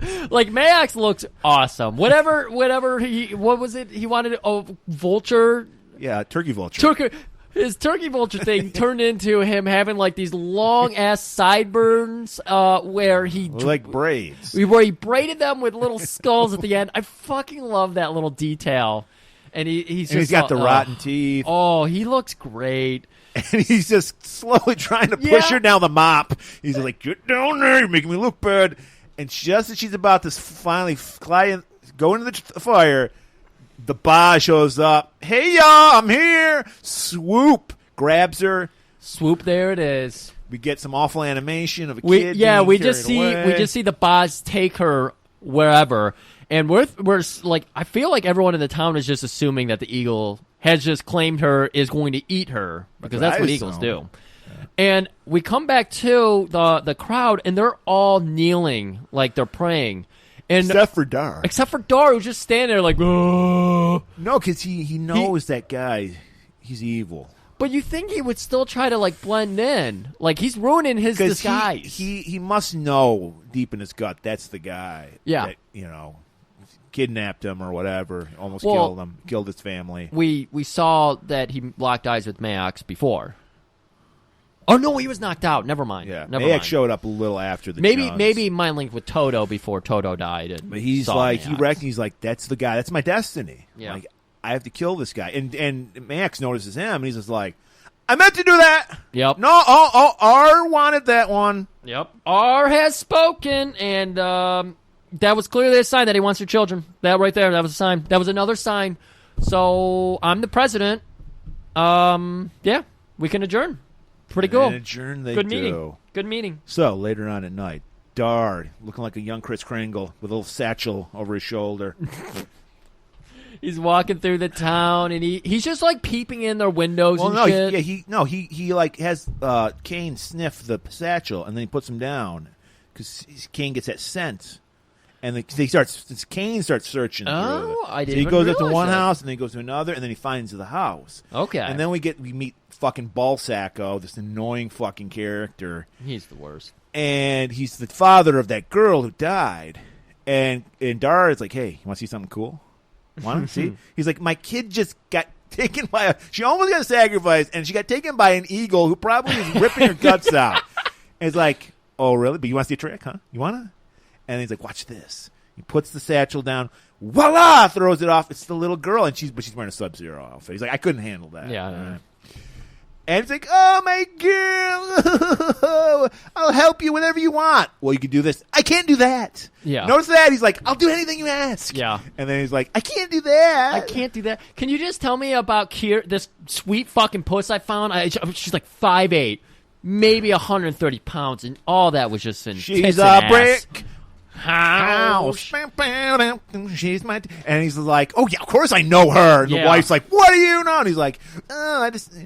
And he's like, "Yeah, she's hot, isn't she?" Because that's why I actually like this about Dar. He's not interested in saving the village. He's still like, there's this hot chick I saw. I can kind of agree with this. He doesn't know anything about her. He's just like, my dick is hard and ready to screw. I need this woman. I need her. I'm not going to fucking jerk off in a waterfall again. That took hours. So, Balsacco, he's like, "Look, let me tell you what's going on in this town." Obviously, you're just fucking in a pussy fog. You don't know what's going on. And he's like, "Zed, he's locked up, our king, and his son has gone missing, the heir to the throne. And Max has been killing kids left and right." Yeah, he's got to harvest that adrenochrome from them. And Dar's like, "Yeah, that's great. But the chick, Remember? The tits, the ass. I heard you. He's diddling kids or something, but I need to diddle. What'd you say her name was? Kira? I need to diddle her. So you need to start giving me some fucking real information here, Sacco. Ball, Sacco. Ugh. And he's just like, well, I heard she's being prepared for sacrifice. You didn't hear from me, but that's what I hear. Where? North. The Jun Army's taking her north. That's where they prepare everybody. I mean, come on. Everybody knows that. Everybody knows that. Cut to Max. He's with his witches. He's like, that fucking guy. I know that guy from somewhere. Yeah. Where did I see that guy? And like, well, we'll find him here. And this is, if you ever seen Beastmaster, you always remember the fucking ring. It was a cool ring. I liked it. He's like, he has one of his acolytes. He goes, take this ring. I think does it come out of the cauldron? 'Cause they're looking in the cauldron. They're looking at shit. Yeah, they summon it from the cauldron. One of the witches takes her eye out and places it in the ring. Magic. And they're like, all right, hands it to the acolyte. We'll know we'll see where we'll be beastmastering you with this ring. Yeah. So wear that, find this Dar fucker, and kill him. So we join Dar. He's walking around this beautiful path, and Rue notices there's just like this spring coming through, and Rue's been walking all Makes day. absolutely no sense. It's a tree with water pouring out of it. So he stops to get a drink, and fucking come on, Dar, let Rue drink. He's like, all right, that's enough, bud. Get out of here. Get out of here. Go along the path again. So Rue fucks off. He's like, I was thirsty, but okay, whatever. I'll take off. And Dar's just sitting there. I don't even know what he's doing, fondling his balls or something, thinking about Kiri. He's gonna drink of water. He's gonna drink. Sure, he was. And he gets lost in that water because the fucking dog catcher's here. He slips that fucking. He's got that same pole with the noose on it that dog catchers use. Yeah, Hard Target used it. And he starts strangling the fuck out of Dar. Yep. And of course, he's got the eyeball ring on, so we're seeing. Yeah, so the ring is. So Mayax and the witches are seeing this. And like, yes! Killing this motherfucker. This took no time at all. Like, we thought this was going to take a little while to find him and everything. Nope, we got him. Locked it up. And Max is just like, fuck, kill him now. Get rid of him. But it's during this fight that he sees. Man, the definition on this eyeball ring is perfection. Laserdisc perfection, in fact. You see every detail. And so Dar. His palm is open in front of the ring, and Mayax sees the fucking the scar in his palm. Yeah, and he's like, "That is the fucking kid." We got to murder him. We got to murder him. But Rue shows up, and he ends that plan. Yeah, fucking just slashes the throat of the guy with the ring, and starts hauling ass after the other guy who's on a horse. Yeah, follows him. Apparently, these guys they had plans because they had enough time to dig a 10-foot deep by 20-foot wide pit, haul the dirt away, and cover it with leaves. Yeah, this was interesting. So, the fucking acolyte goes past it. Rue, fortunately, goes over the pit, falls through. He's trapped. Oh no! And it's looking grim because this guy. Our Jun guy, he's just like, I'm fucking done with you. I don't remember what he was going to use or if he was just going to leave Rue there. I thought he had like some kind of spear. He did have like a spear. Or maybe it was this chain thing. I think he had a spear. Okay. And so he's getting ready to poke at Rue, but then a fucking giant walking stick hits the guy in the back of the head and conks him. And they have a word with him real quick, and then they're just like, yep, fuck you. And toss him in. It's Seth and Little Tall. And they're like, hey, yeah, you shouldn't be fucking with tigers, motherfucker. Yeah, don't fuck with tigers. And then by this time, Dar shows up, and they're like, you could tell, like, Tall had been working with fucking Seth on this. He's like, no, man, we got to do this cool fucking move where we twirl our fucking staffs at the same time. Yeah. And Seth just rolls his eyes like, all right, we'll do that. Okay. I kind of like it. So when Dar shows up, they'll twirl it and go, I'm Seth. And that is my protege, Tall. Of course, it turns out that, they're all pilgrims heading to where they're keeping their identity. We know that he's one of Zed's guards, but he doesn't know this. Yes. And of course, they're all heading to ours, so they're like, maybe safety's a number here. Maybe we should all go together. So they do decide. Well, he's like, yeah, but first I got to get my tiger. So he tries to. It happens to be a giant log. Yes. There, a telephone pole, and then Dar's like, and then like Seth doing his best Steve James, like back off, back away. Let a man do this. Rips off his fucking cloak. Got some crazy shredded like a motherfucker. Baby oil peck jelly to the gills. he's got just his fucking masochist armor on. He's got the S&M gear. Yeah. And he picks it up easily, throws the telephone pole in the pit. Roe comes up. Oh. And they're like, yeah, that's our strength in numbers. Let's go together to R. So we go the nighttime, and over a fire, they're all just sitting there telling tales of, the journey, and Seth is telling us about... Well, Dar's like, I saw some boobies. Oh. And then Seth's like, oh, yeah, that's great. Pats him on the back. It's nice, son. Yes. And he's like, oh, these were great. and he's like, and also, you want to see this cool shit I got? Check it out. And he unloads the fucking satchels. Tal was being a little griff here. He's looking at his satchel and everything. He's like, man, that's heavy. It's probably got a lot of cool CDs in there. I mean, trinkets in there. And Dar's like, yeah, there is a lot of cool shit. Like, Rue, but have you met Kane and Shane? Kane's really cool, but Shane might hide from you. Shane loves to steal shit. Yeah. He is the griff of the group. He just grabs shit, steals it, makes it his own. Exactly. And so he dumps it out, and then we see that pimp-ass fucking eyeball ring, and Tall's like, his eyes immediately go to it. Yep. Dar's like, you can have it. You can just fucking have care. it. I love that it fit him, even though I just fit an adult earlier. Kid's got thick fingers. There we go. And then they noticed this fucking necklace that Kiri had on her that we pointed out earlier that made no sense. Yep. And they're like, what the fuck is this shit? And he's like, what? I don't like this. Fucking Shane loves to steal shit. I don't fucking know. Yeah, he's just like, where did you get this? He's like, the boobs I was telling you about, the ones that I jerked off in a waterfall like for 4 hours. And Talls goes, oh, those boobs. Those are my cousin's boobs. That's my cousin. Can you please stop objectifying her? And he's like, I didn't know. I'm and he's just sorry. like, this is where it gets weird. And the directors pointed this out too. Spoiler alert. We learn that Tall and Dar are brothers later on, which makes Kiri his cousin as well. Yes.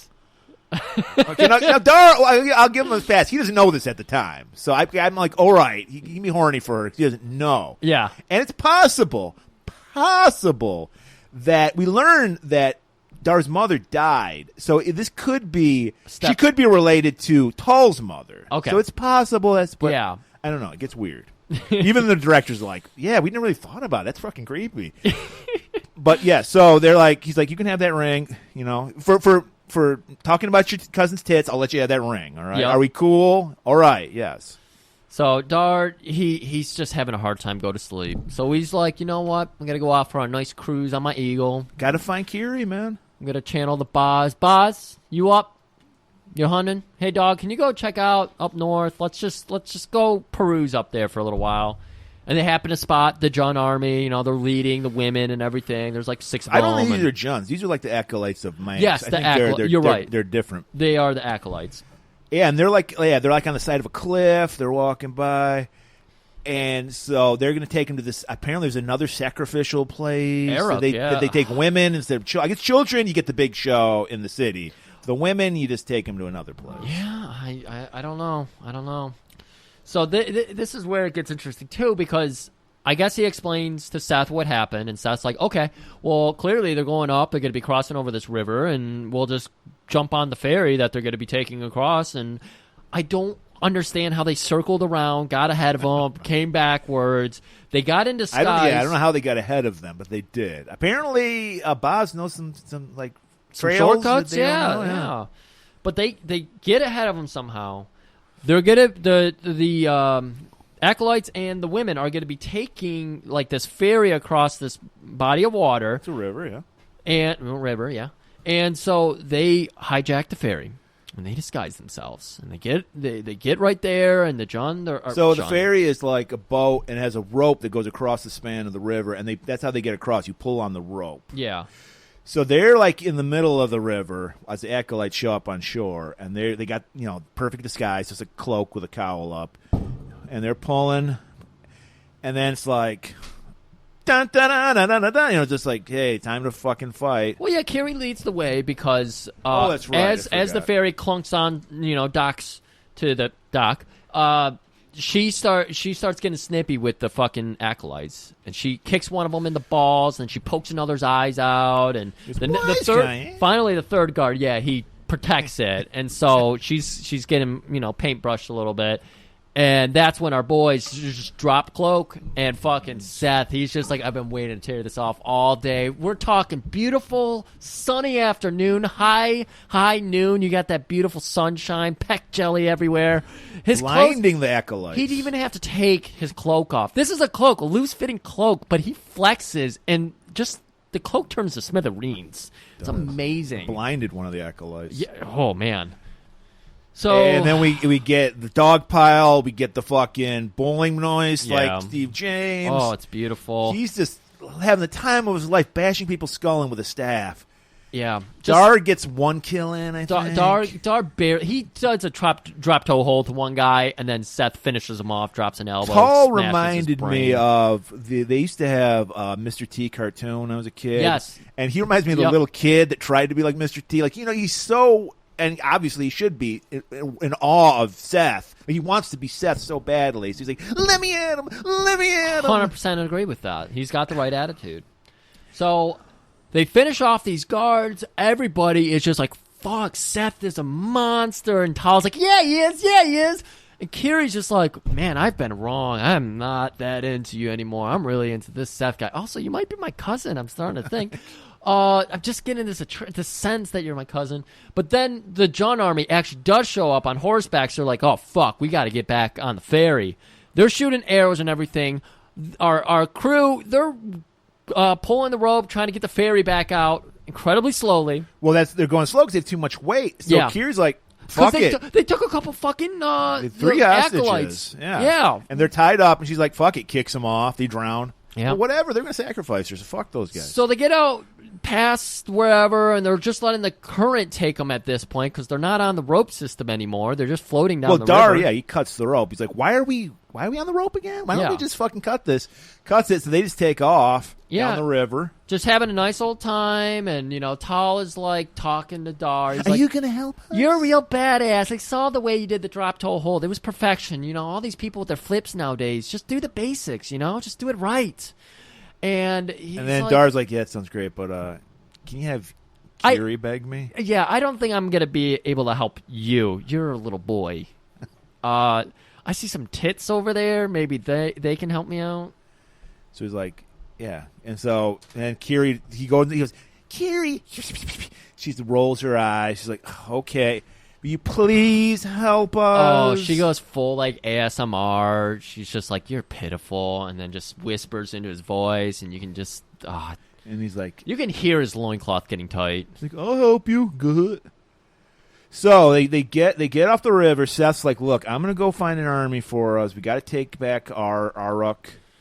You guys go and try to get Zed. Yep. And it's like, got to split the team up. In 2 nights, we'll meet at the Taran Valley. We'll have the army. We'll have it all. It'll be great. So we're getting back over to Eric or whatever our fucking city was called. I can't remember. There's too many damn names. And Sako just happens to be there waiting. I guess they asked him to help him out. No, they go to his house, and they're like, we need your help. I can't help you. Oh, they go to his... Yeah, because I think he lives outside the city, like in a farm-like village, because he brings them in on a little cart he has, a hay cart. Yeah. He immediately says, I'll do anything for you. They're like, well, can you get sneakers in the city? Well, I can't do that. Such a goofball. So they get them all in the wagon. They sneak them into the city. But straight to that pier. He still has that ring on. So Max, he sees them inside the hay. He's like, all right, they're coming. Yep. So they head straight into the bowels of the Zaggorat, and it's got like this whole cool basement subsystem to it. This is where maybe I have to imagine this is where Mayox hides out. He likes to hang out in his basement. Yeah. He's got his Laserdisc vault in there. Nice wine cellar. And the first challenge we get is this hallway of these blue-eyed fucking. Well, they're like beasts. green eyes. Oh, are they green? Yeah. Okay. We see like there's like these like cages and cage doors on this all lining the side of this hallway, and we just see these glowing green eyes, and we're like, "What the fuck?" And these studded, spiked arms sticking out and thrashing, and it's how these guys didn't wind up on the cover of a heavy metal album in the '80s. This looks like this should be Manowar's like mascot. Yes, 100% right there. Because they got the Kerry King from Slayer, like gauntlets with the fucking spikes on them, and they got the boots with the spikes on them. Total fucking metal. Yeah, and full on leather daddy, loved it. Full on. So Dar's the first one to go through the path, and I like this about Kiri and Tal. They're both just like, yeah, we're right behind you, and he's like, no, wait. So he realizes there's a chain, of course, because if it's like a video game, you have a chain in the middle of it. Because if he just walked along, the cages are so close, he would have got fucking pummeled. So he holds himself up by the chain, and he struggles with it. I was like, what the fuck? Why is he struggling? We've seen him do so many fantastical feats. Just pulling himself over a chain is difficult. He gets over, and there just so happens to be a lever. Just so happens to be a lever. And he figures it out on top of it. This is not a hard puzzle. And it seals off the cages so they can't grab them. So then he tells everybody to come across. So they're just like, apparently Kiri, her slave duties revolve this cigarette because she knows the way around. So they're like going through, and they notice like there's these grates in the floor. Apparently they were in some duct work or something. I don't know. But they hear something, and they look down, they go, hey, what's going on? And we see how they make the leather daddy monsters. Yep. So we got a guy wearing some fucking samurai cop, black bikini, banana hammock, got the fucking boots on, and he's pinned down on a table, and we see the acolytes, and they're like fucking Dar and Tal are engrossed in this. While that's going on, Kiri looks left, right, sneaks off for some reason. Pulls a torch down, which opens a secret passageway, which nobody notices because they're so entrenched in seeing this guy. Yeah. And then so we see that what they do, they just pour a bunch of that similar to the blue shit that was on the necks earlier. This is some green shit. Yep. Pour it into the ear of the guy with a little leech, similar to Wrath of Khan when they put those little things in their ears to control them. Good call. And then they put the leather daddy gimp mask on the guy, screw it on. Yeah, I like it. I like when they introduce the fucking Frankenstein bolt to put in there. And because we're crushed for time, also the keys we need for Zed are also just happen to be in this room. So they're like, we'll get fucking Kane and Shane to do it. Kane and Shane can do it. Shane's like, I'm going to stay back. So he, fucking Dar gets him ready. He ropes him up, builds beautiful little harnesses for him. I have not appreciated Dar's rope skills enough in this movie, but he got a merit badge. Exactly. And so he ties him up in these beautiful little harnesses. They would have been perfectly fine if not for Shane freaking the fuck out, wiggling so much that the ropes loosen.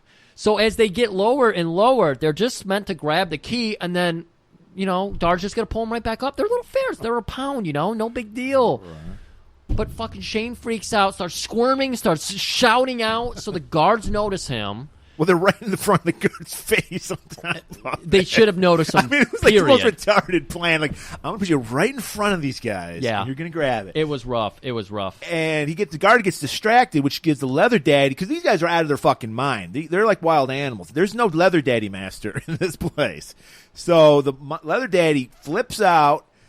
They pointed out that the guys that played this, obviously, because they had the glow things for the eyes, they were blind. They were blind. So they didn't have a leather daddy wrangler. They legit were just thrusting. So he just starts flailing with these spiked gauntlets. This kills the acolytes. This catches the fucking rope. So it cuts the rope that's holding Shane and Kane. Yep. And, they get the rope cut. So now the keys are lost because Kane and Shane are on the ground. And as Tal, he's just finishing up a sentence where he says, whatever these, what do they call them, Doom Guards? Whatever the Doom Guards see, they must murder. So the last thing the Doom Guard sees, he already killed the fucking acolytes who brainwashed him. Yeah. So we see Kane and Shane. And now we got this wonderful, hilarious scene that's going to take place where he's just chasing Kane and Shane down hallways and everything. But, Dar's just like, no big deal. They'll find us eventually. Right. No problem. Well, they do.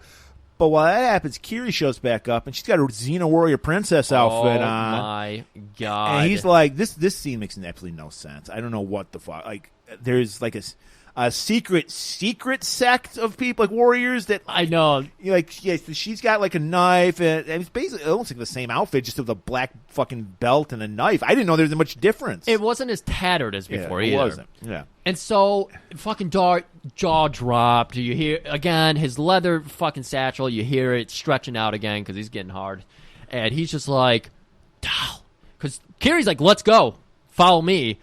He's like, Tal, what's going on with this outfit? It's amazing. And she's like, again, my cousin, please stop objectifying her. But also, she's a Torv warrior. She's part of the secret sect of our village. She protects all of... Yeah, we just pulled that out of our ass. Just pulled it out of our ass. We said to make her more badass, that's all. So they wander down a hallway. First door on the left. Boom, there he is. Yeah. And they're like, oh, shit, if we just had the keys. Well, did you try the knob? Yeah.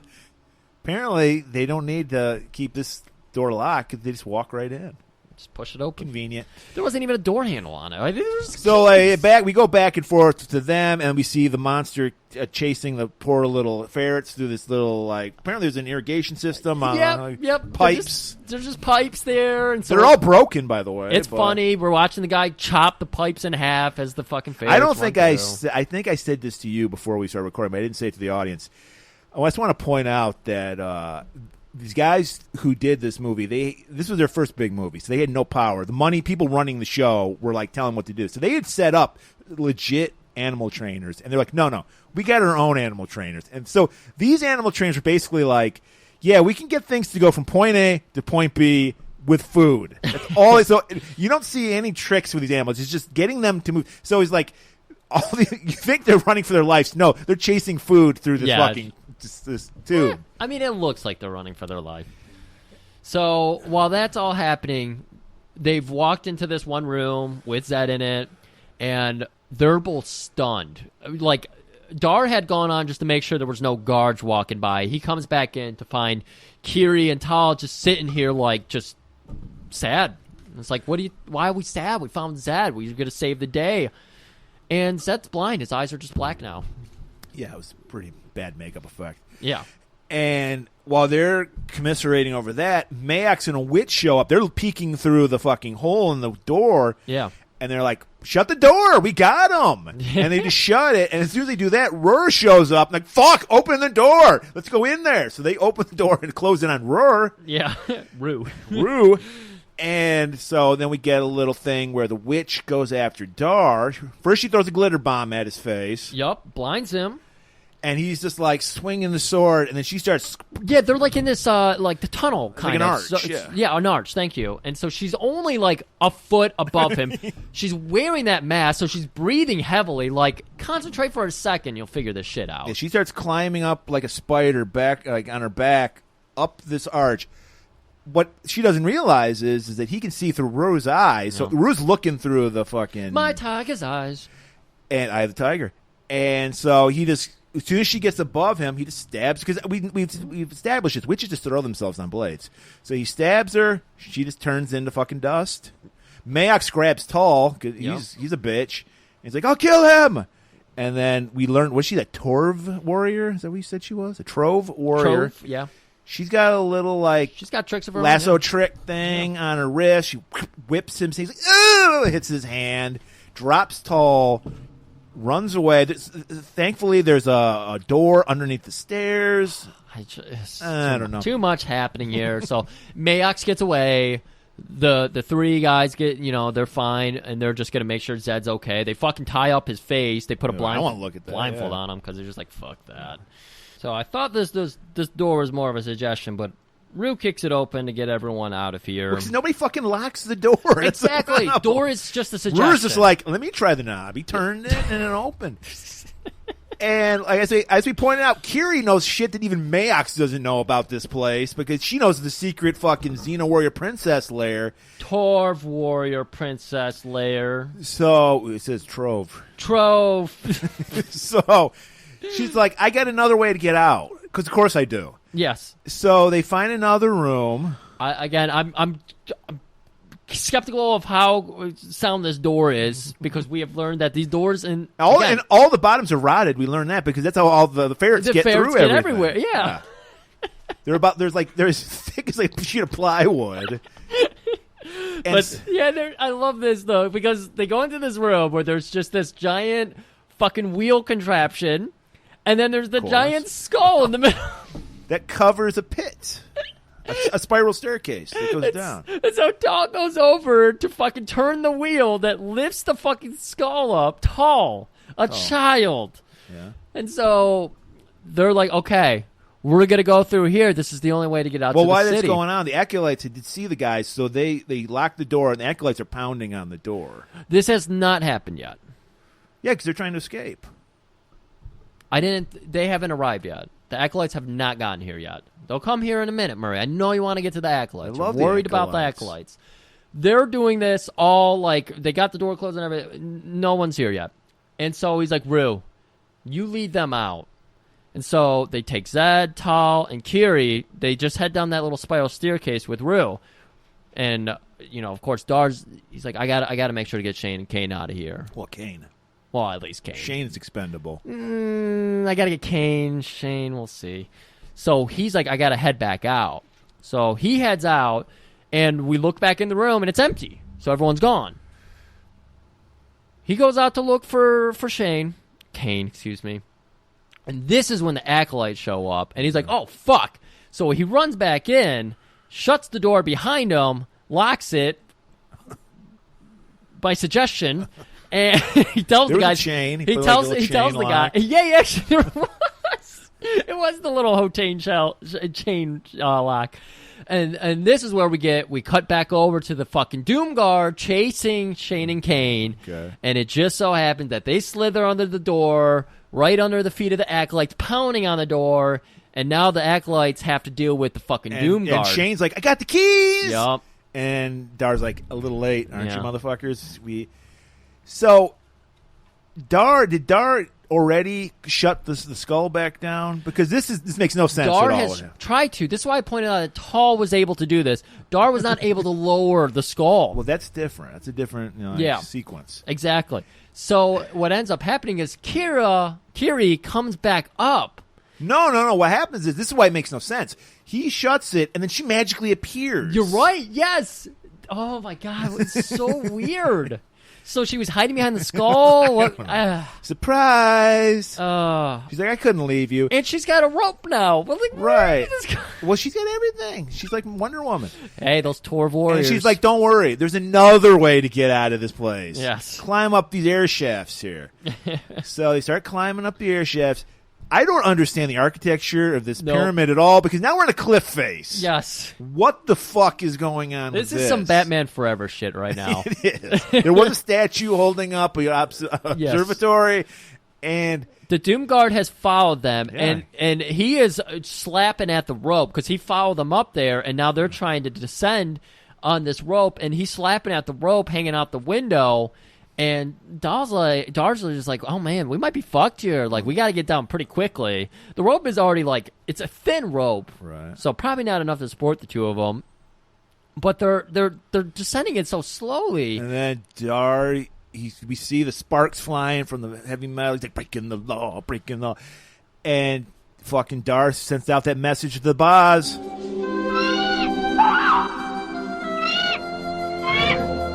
the boss is like, I got this. Yoink grabs the fucking leather daddy, drops him. I love it. We saw him carry a child. We saw him carry a ferret. Have we ever seen him carry a full-grown man? Now we have. And he takes him out into the distance and drops him onto some fucking rocks. You hear his brain smash open. But it wasn't in time, because the leather daddy, before he dies, his last move is to cut that rope. Yeah, cut the rope.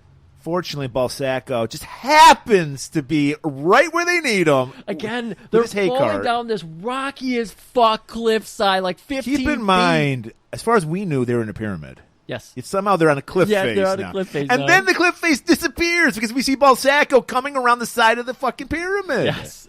What the fuck? They're doing this was ancient Gotham, dude. This is some Stanley Kubrick, The Shining fucking film trickery right here. Well, they got the cinematographer. Exactly. So now it's like, all right, we're going to make our quick getaway. We're going to just go right out the front door. That's our plan. Right out the front door. guys, it's 9 o'clock. They shut the front gate to keep the goddamn warriors out, the bandits and the raiders. So they stop at the front gate. They're like 40 feet away. So they're like, we need to stay back here. We'll open the gate, but we'll get a head of steam going on the wagon, as it's opening. That way we can get away super fast. And so they're like, okay, well, where's the boss? Because, we need to get through this gate. There's no way to do it from this side. We got to get Kane over to the other side. So Boz takes Kane over, and he's just slowly chewing through the ropes, and there's all these close-ups of Shane chewing. Shane is like, come on, hurry up. And then this guy, just leans over and goes, oh, what the fuck is this? So he just nonchalantly grabs Shane, stretches him out, ready to chop Shane in half. And then Kane's like, I know he's a pussy, but he's my brother, I can't let that happen. So Kane, what's he got to do? Bites the guy's dick off. Dude. Kane's got a taste of that blood. He's into a taste of hot dogs. He's got hot dogs. And he's like, there's no dog in that. There's no dog. And they bite through this thick-ass rope, so then the fucking... Wait, the dick or the rope? the dick wasn't thick. It was a needle dick. And because it's so much so, the guy fell off the fucking wall. Into that tar pit? And no, he hit the fucking ground, and that was a fuck-up on their part. He was supposed to, hit a mat, and he hit the ground, and his fucking hair helmet goes flying off. And while that's going on, we got, a whole fucking herd of leather daddies being, led by this guy. All the Doom Guards are fucking flying Once through again, the town. Great characters, really underused. They should have done more with the Doom Guards. Yeah, they were a devastating enemy, and I don't think they show up at all after this. No, not even in the final fight. They don't show up at all. You think they would have maybe reversed the worm and used them in the final fight or something? But no, they're just gone. They just disappeared out of town. They completely disappeared out of town. They do. What the fuck? Well, maybe they only had 4 of them. No, they didn't. They had 20 of them. They had 20. So they make it right. They just get under the gate, and then Dar cuts it so it falls down. It lands right on the fucking Doom Guards, crushes them. Oh, maybe they took out at least a couple of them. Took out 3. So there's 17 left, roaming around the town that we're about to come back to. They're probably just sitting in the pyramid. They forgot they had them because they shut the fucking cage off. Mayax was like, you know what? Let's lock them back up in their cages. So, okay, never mind. We regroup back in Tehran where we were going to meet with Seth. And now they got Zed, and Zed is giving a speech, and everyone's just like, fuck yeah, we got Zed back. But Zed, he's just like, I got a one-track mind, y'all. We got to go after that fucker who stole my presidency. We got to go after Mayax. We got to kill him at any cost. I don't care if everybody dies in the ensuing wars. We got to just kill Mayax. That's all that matters. And then Dar's like, wait. I've dealt with the Jun. They killed my entire village. We have to have an army. We don't have enough people. Yeah, you're sending everyone in to die because the Jun army will just come in and kill us afterwards. So we want to just point out, as far as Dar doesn't know this is his father, as far as he knows, he's just doing this for the puss. Yes. And Zed's like, who the fuck are you? You just risked your life to save me. Fuck you. You're a fucking freak. You're a beast fucker, not a Beastmaster. Out of my sight. And I can't see. Get out of my sight. Yeah, because Tall tries Read these eyes. And he pulled up his thing. And he's like... Tall tries to pipe up for Dar. And he's just like, oh, Dad, he's the Beastmaster. He talks to tigers and fucking ferrets. And even an eagle called the boss. He's fucking cool as shit. And Zed is just like, I smell the pussy on him from this far away. Want nothing to do with it. He just goes, walk! And he does walk, and he cries. A little tear This goes is interesting. down Dar's face. Something's happening here. Dar doesn't give a shit about it. He's got animals. He's got Kiri, too. Riff. Dar's crying because he saw Kiri, saw him run off. He's playing the emotion, like I'm a sensitive guy thing. So, okay. Didn't you see where he got a little pepper, and he kind of rubbed it in his eye, and then you know what? And then he scrawls the little symbol from his village in the dirt. Oh, I like it. And then Kiri comes up, oh my God, what's going on? He's like, this is my village, got destroyed by these guys. I want to kill him too. It was the perfect village. There was popcorn growing on trees and cotton candy bushes everywhere. There was a genie. And he grant any wish you wanted. She said, that sounds nice. Will you come with me? Fuck these people. She's like, I can't. I gotta die with these people. For some reason. I'm a Trove warrior, Murray. I gotta die with them for the honor of being a Trove warrior. That's her responsibility. Well, that's going on. Zed is just telling everybody within 100 yards his plan. We're going to do this, and we're going to do that. And Max is watching through that fucking ring, dude. Okay, his plan, not very succinct, not very good. It's, we walk in the front door. We climb up that zaggurat to where I think Max will just be hanging out. We sacrifice everyone it takes to get him there, and we just kill him. Everybody goes through the front door.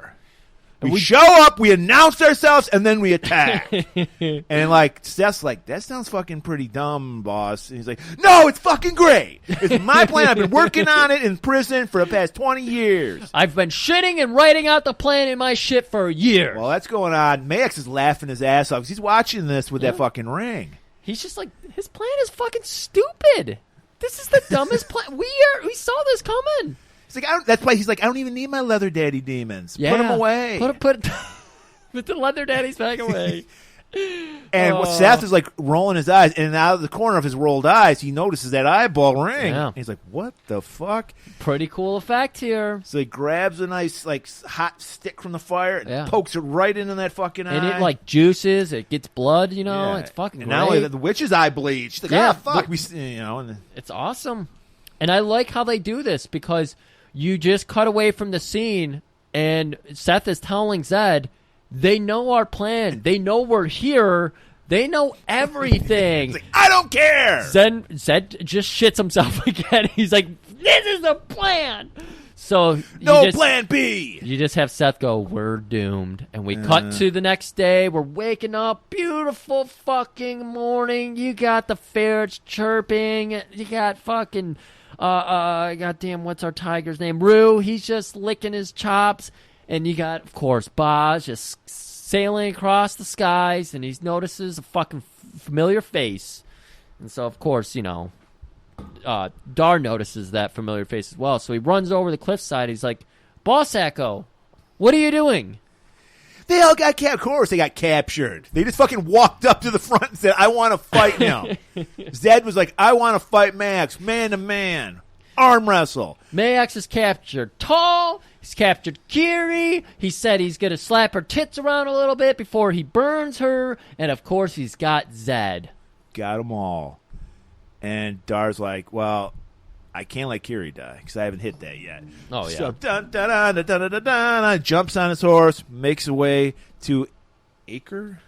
Akron? I don't know. That village. He just rolls right the fuck in, right up to that zaggurat. They didn't lock the door today. They put everybody... I don't get Max. I thought he hated Scorpion because he put everybody in Scorpion costumes. Scorpion Scout. And then they had to, rip off half of Kiri's outfit. You know, yes, he did, yeah. Well, like I said, he was trying to get in a fucking dog. So apparently, children get the fire, women get the knife. To get the dagger, yeah. So they lay her across on the sacrificial altar.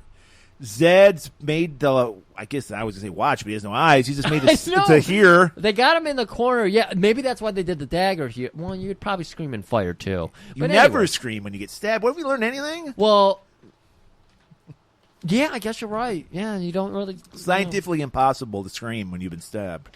And so Dar rolls in. He beelines it right to the zaggurat. He fucking tosses his satchel with Kane and Shane in it. His plan is, I'm going to attack. Is Zed's plan. Yeah, he uses Zed's plan. You're right. Oh, my God. Right. Apparently, everybody loves the sacrifices because there's never any guards watching the fucking gates. Yes.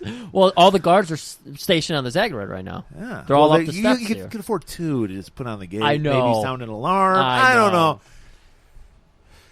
So either way, so he just runs up. He frees. He Shane and Kane free. Yeah. Seth, he throws the ferrets at them. Yep. Do your thing. Thankfully they left Seth in his warrior fucking S&M outfit because he rips off his scorpion to reveal that fucking great outfit, and they grab some weapons. Tall's pretty talented as well. Well, he's been traveling with Seth, so of course. Right. And yeah, we just watched Dar. I want to call him Doll for some reason. Because it's Tall and there's Tall and Doll, yeah. Brothers, Doll and Tall. And so Dar is just slowly going up the steps, murdering people. Some steep steps? They were. You would have to fucking hinge real they were far. about 3 inches deep. Yeah. Yeah, tippy toe up them. But we're just watching Dar slowly kill people on the steps.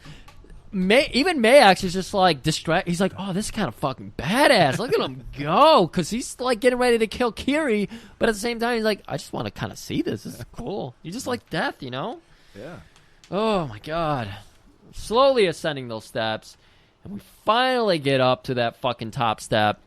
And he had a very awkward sword fight with the Acolyte and Dar. Well, Mayax just tosses fucking... he just, like, done with Kiri. He doesn't stab her once, doesn't do anything to her. He just goes over to Zed and holds him hostage. Right. The witch is pulling a Shane and just cowering behind something. Yup. Witch is hiding in the corner. One last guy to fight, and... Dar really liked showing off his legs. So he always did this one movie where he like kick, but he would like flex so hard when he would kick, and then he would hold it out there, and then he would just like have he couldn't do the splits, but if he could, he would have done the splits right here. And so we got all the guards dead now. We got just a witch cowering in a corner, Kiri on the sacrificial table, Zed being held at knife point by Mayax. Right. And Mayax just... he ruins any kind of edge he has by killing Zed. Immediately. He's just like, hey, this is your dad. Slip. Or no, he tells Zed, this is your unborn son, the Beastmaster you threw out of your fucking village. That's your son. And he's like... Idiot. And he's like, good, because he's a freak. I hate freaks. And he doesn't even know what a good battle plan is.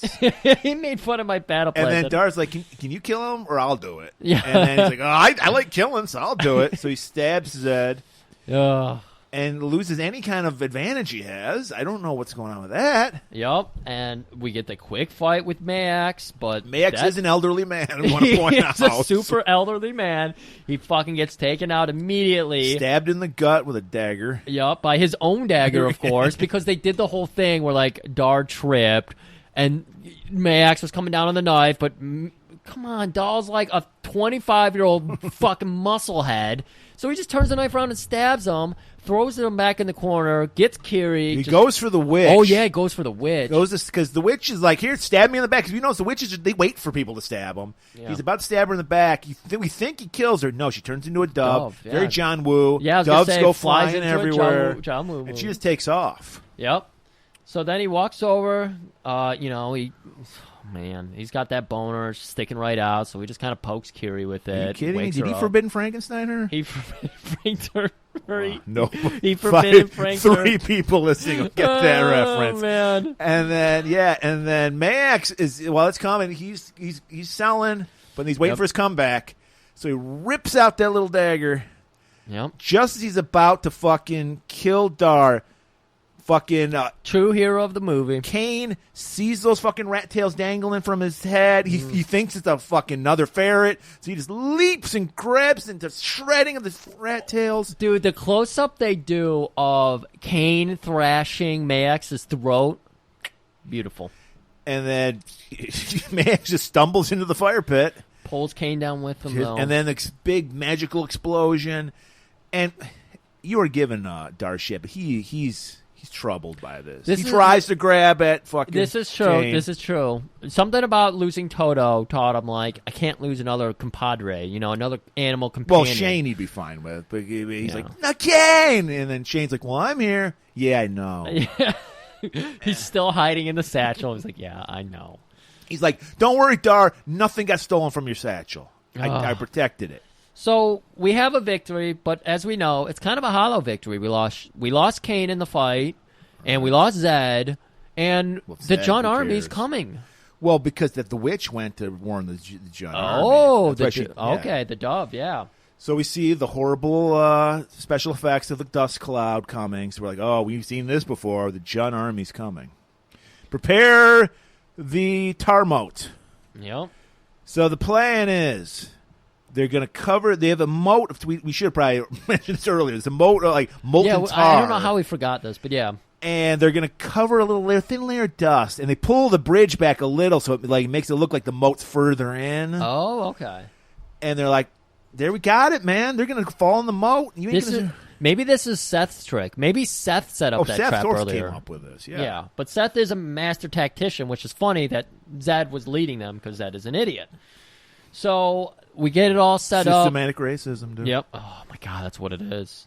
So we get everything set up, and they're just waiting for night to fall. Well, Dar, he's chilling on the ziggurat, and he's looking at that necklace. He's like, Boz, can you help me out here? So he throws the necklace in the air, and then Boz grabs it. It's like, I got you, brother. Takes off. Screaming Eagle chugs a can of beer and fucking puts on his sunglasses. Puts on his trucker cap. Like, turns it backwards. I'm going to go over the top of these mountains, dog. You'll see me in a day. So night falls. Right. All right. And here, this is a beautiful, big beautiful scene. Yes, beautiful scene. The lighting is amazing. Huge army, all on horseback. We get Humongous up there with his big fucking silhouetted in the moonlight fucking helmet. It's beautiful. Great shot. They all are wearing Humongous masks. Yeah, there was a lot of. He's got the cool Batwing one. He's got the Batwing one, yeah. And so they storm in, and of course, everyone knows. They're all giggling on the fucking castle side of things. They're like, oh, they're going to fall into our trap. Sure enough, all these horses start crashing. First, no, they stop right before. Oh, did they? I missed it. And then they're like, oh, shit. And then they just decide to just fucking go. A couple of the ones in the back pushed them, and then it was a domino effect. And I just saw, I didn't even see how it happened, but I just know a crossbow ends up in our king. What happens is they fall in, and so it's like a flammable material. It's tar. Yeah, and it's hard. It's like our quicksand from earlier. It's hard to get out of and everything. But they're getting through it. They're slowly getting through it. And so it's a rando guy is like grabs a torch and he's gonna light the fucking moat on fire. He runs out, immediately gets killed. Okay. So then Tal's like, I'll do it. I'm as brave as Seth. And he runs out, immediately gets shot. Okay, yeah. And Kiri goes out to like help him. They immediately shut the gate. Yes, that's Leave right. her out there. So now it's just like our four heroes outside of the town trying to fight around the moat. I think at this point, Dar and Seth are still in, but they like climb down a rope down the side of the wall. Okay. Because they're the only brave people. Nobody in the village ever helps these guys at all. No. You think you could have some bow and arrows at the top of the wall? Exactly. Something. Nothing. They do nothing. It's 4 against 500. Yeah. And so this is a pretty cool scene. So Kiri, she grabs the torch, lights a guy on fire, and then fucking Dar comes out, super kicks the fucking dude into the pit, and then the pit just fucking explodes. Oh my god, this was amazing, and all hell's breaking loose here. And you just see guys flailing on fire and plenty shit. of guys on fire walking around. They're just and we're slowly getting like guys still trickle in, but some of them are on fire and just collapse immediately. A couple of them, from being in I don't even know, they're just not on fire. So they're slowly fighting. We got like Dahl and Seth. I said Dahl again. We got them all fighting. Dahl is back. just out. He's fucked up. Yeah, he Dahl got is shot in the shoulder, so we know he's going to live. But yes. He's fucked up. And so they're all fighting and everything slowly, but they do eventually get surrounded. But Lord Among Us is ready. He's like, you know what? Give me your best. Because we're gonna fucking go. Well, you get this great scene where he leaps over the fucking fire on his horse, lands on the bridge, and then he pulls out that mace he has with the fucking like axe head prongs on it, and he's like, "Let's do this, motherfucker." And so it wasn't that great of a fight scene. It was pretty boring. Yeah, because he swings at Dar, like Dar falls down like on the side of the bridge, and he swings at him, and his fucking mace gets lodged into the side of the bridge. The only cool part I liked was Dar, to get him off his horse, drop kicked him. He hopped up on the ledge of the bridge and drop kicked him, and then the fight just continues. Dar's unarmed. Fucking Humongous still has his crazy mace, and he gets stuck in the bridge, and he's trying so hard to get it out that Dar is just kicking him in the fucking ribs. And he's like, stop, I'm trying to get my mace out, dog. Just wait a minute. I don't even remember where it goes from there. Well, what happens is he gets Dar, I think, drop kicks him again on top of the mace. Yes, and it sticks in him. Yeah, right, and he's pinned, And before that, he like does a little thing like with the mace where it has like a rope on. He starts swinging it around and shit, and it's very complicated. Very complicated. Looks cool. Doesn't do much, but it looks cool. Right. Like you said, he gets pinned onto his back is pinned onto his own mace, but he gets up off it. I think it's still in his back. I don't remember. Yeah, I believe it was, and now I believe they're fighting on the bridge again. They are. Humongous has the fire to his back. Right. And again, this kind of looked like a John Woo scene too, because Dar doesn't have a sword or anything. Just runs at him and kicks him. Right into the fire, and he just gets engulfed in flames. But still, it's not enough. He still has his Juns, and they're surrounding our heroes.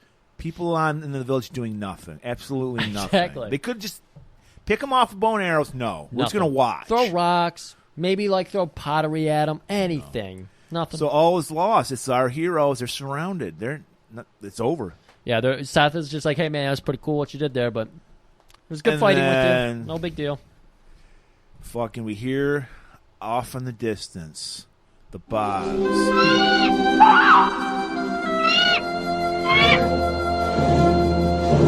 know what that means? That means the Bat People shown up. Oh, shit. And this was a total... I didn't see him give the medallion, the eagle medallion, so I had no idea this was coming. I was like, what the fuck's happening now? When they fucking show up, oh my God, it's beautiful. They just disintegrate everybody. Just melt them up. Yeah, there was one bat person for each fucking Jun. It was amazing how that worked out. Right, and like our heroes are like slowly backing away towards, because they don't. I mean, Dar knows, but none of these other people know what the fuck's going on. So they're all scared, and they turn around, and like the leader of the Bat People, he gives them the fucking nod, like, yeah, we're even. We're even now. And then he just then we get like a POV shot of the back, and he just like floats up to the sky and like looks. I don't know, it's weird. And then they get back into the city, and it's all's good. We've won. The good guys have won. Yep, we got to get Tal back inside. They pull the arrow. Of course, he's going to be fine. And we go over to the next morning. Dar's getting ready to leave, and Seth. We learned the arrow went right through. Yep. So Tal's No going to big survive. deal. He's the newborn king. Yep. And as Dar's trying to leave the next morning, Seth stops him. And Well, before that, we get a scene where Tal goes, Beastmaster. That's all he says. This is Beastmaster. And then Seth is like, come on, you got to stick around. It's like fucking Han Solo at the end. Like, come on, you got to stick around. Like, no, I have cooler things to do. I just had sex with Kiri. Not so good. And I want to explore my sexuality. I got to get out there. I know. And, by the way, none of these people lifted a finger to help us, by the way. Fuck these people. For real. And they're going to give the bro fucking handshake. And as they do that, Seth notices that scar. Oh, yeah. And he's like, don't you get it? Look. He's like, he has to fucking draw lines. Like, your scar, that cigarette over there, get it? No, you're the fucking king. Yeah, you're the true king. You're the unborn. Even though the king is supposed to live in a tent. I don't know. The king doesn't live in there. And Mayax told everybody when he said, this is your son. This is really your son. They connected the dots for him already. Yeah, you just fucked your cousin. That's what I'm trying to say. You fucked your cousin. And he's like, I got to leave. Even he's creeped out by that. He's Yep. like, I got to go. I ain't fucking anybody, la, la, la. He's just walking out. He's just walking out of the city, la, la, la, la, with his hands over his ears. He gets up to a nice, like, cliffside and everything, and he looks into his he looks down at Rue, and he looks over at the boss, who's fucking he's just looking off, and I think he's seeing what Boz is seeing, the majesty, the heavenly glory. Yeah, he's not losing it for his finger. And then lurks up is Kiri. Fucked her once. She's looking in love with him now. He's like, I'm ready to move on. Yeah, he's ready to move on. She's like, we're getting married. And he's just like, oh, my God. And then we look down, and we see the satchel opens up. Turns out Shane. 2 more heads pop up. Shane is Shayna. Yep. And 2 little baby ferrets pop out. And all this good. Like, Kane's legacy will live on. I don't know if Dar's legacy is going to live on, because he seems like he's going to be miserable. Well, yeah. It's called being married. So now he's going to be hitched to his cousin, and he's got Shane's offspring. It's legal in Akur. Oh, you okay. can marry your cousin, your first cousin. Well, again, this is in the Yorgor universe, so it's probably fair all game. bets are off. Again, this is like a Roman society, so men, women, village, all fucking each other, shitting everywhere. You know, it's that kind of thing. Shitting everywhere. Yeah. Vomitoriums. It's all good. Yep. Caligula. Whoa, Griff. The December to Remember rolls on. We're gonna we started with a sci-fi movie. We moved to fantasy. We're going back to sci-fi because this is our big Christmas episode. Oh, okay. Everyone's going to be listening because they can't be with their family. We're their surrogate family for Christmas. We'll be your surrogate family. And so, since we're going to do that for you, we got to give you a big one. We got to get a big star. My guy is a kid, Arnold Schwarzenegger, we're doing Total Recall. Ooh, yeah. We got the greatest fucking bad guy, Michael Ironside. Love him. We got, I watched a trailer of this. Sharon Stone at her hottest. She is fucking hot as shit in this movie. And we got a chick with 3 tits. Don't you remember that? I do. So, Christmas holiday weekend, we know what you'll be doing. You're going to be listening to us talking about Total Recall. Sitting by the fire, roasting chestnuts or whatever the song says. Walnuts, whatever, some nuts. Listening to the sweet tones of Merman Productions, Golan-globus Theater. So we'll see you next for Christmas, and have a holly jolly, keep it warm.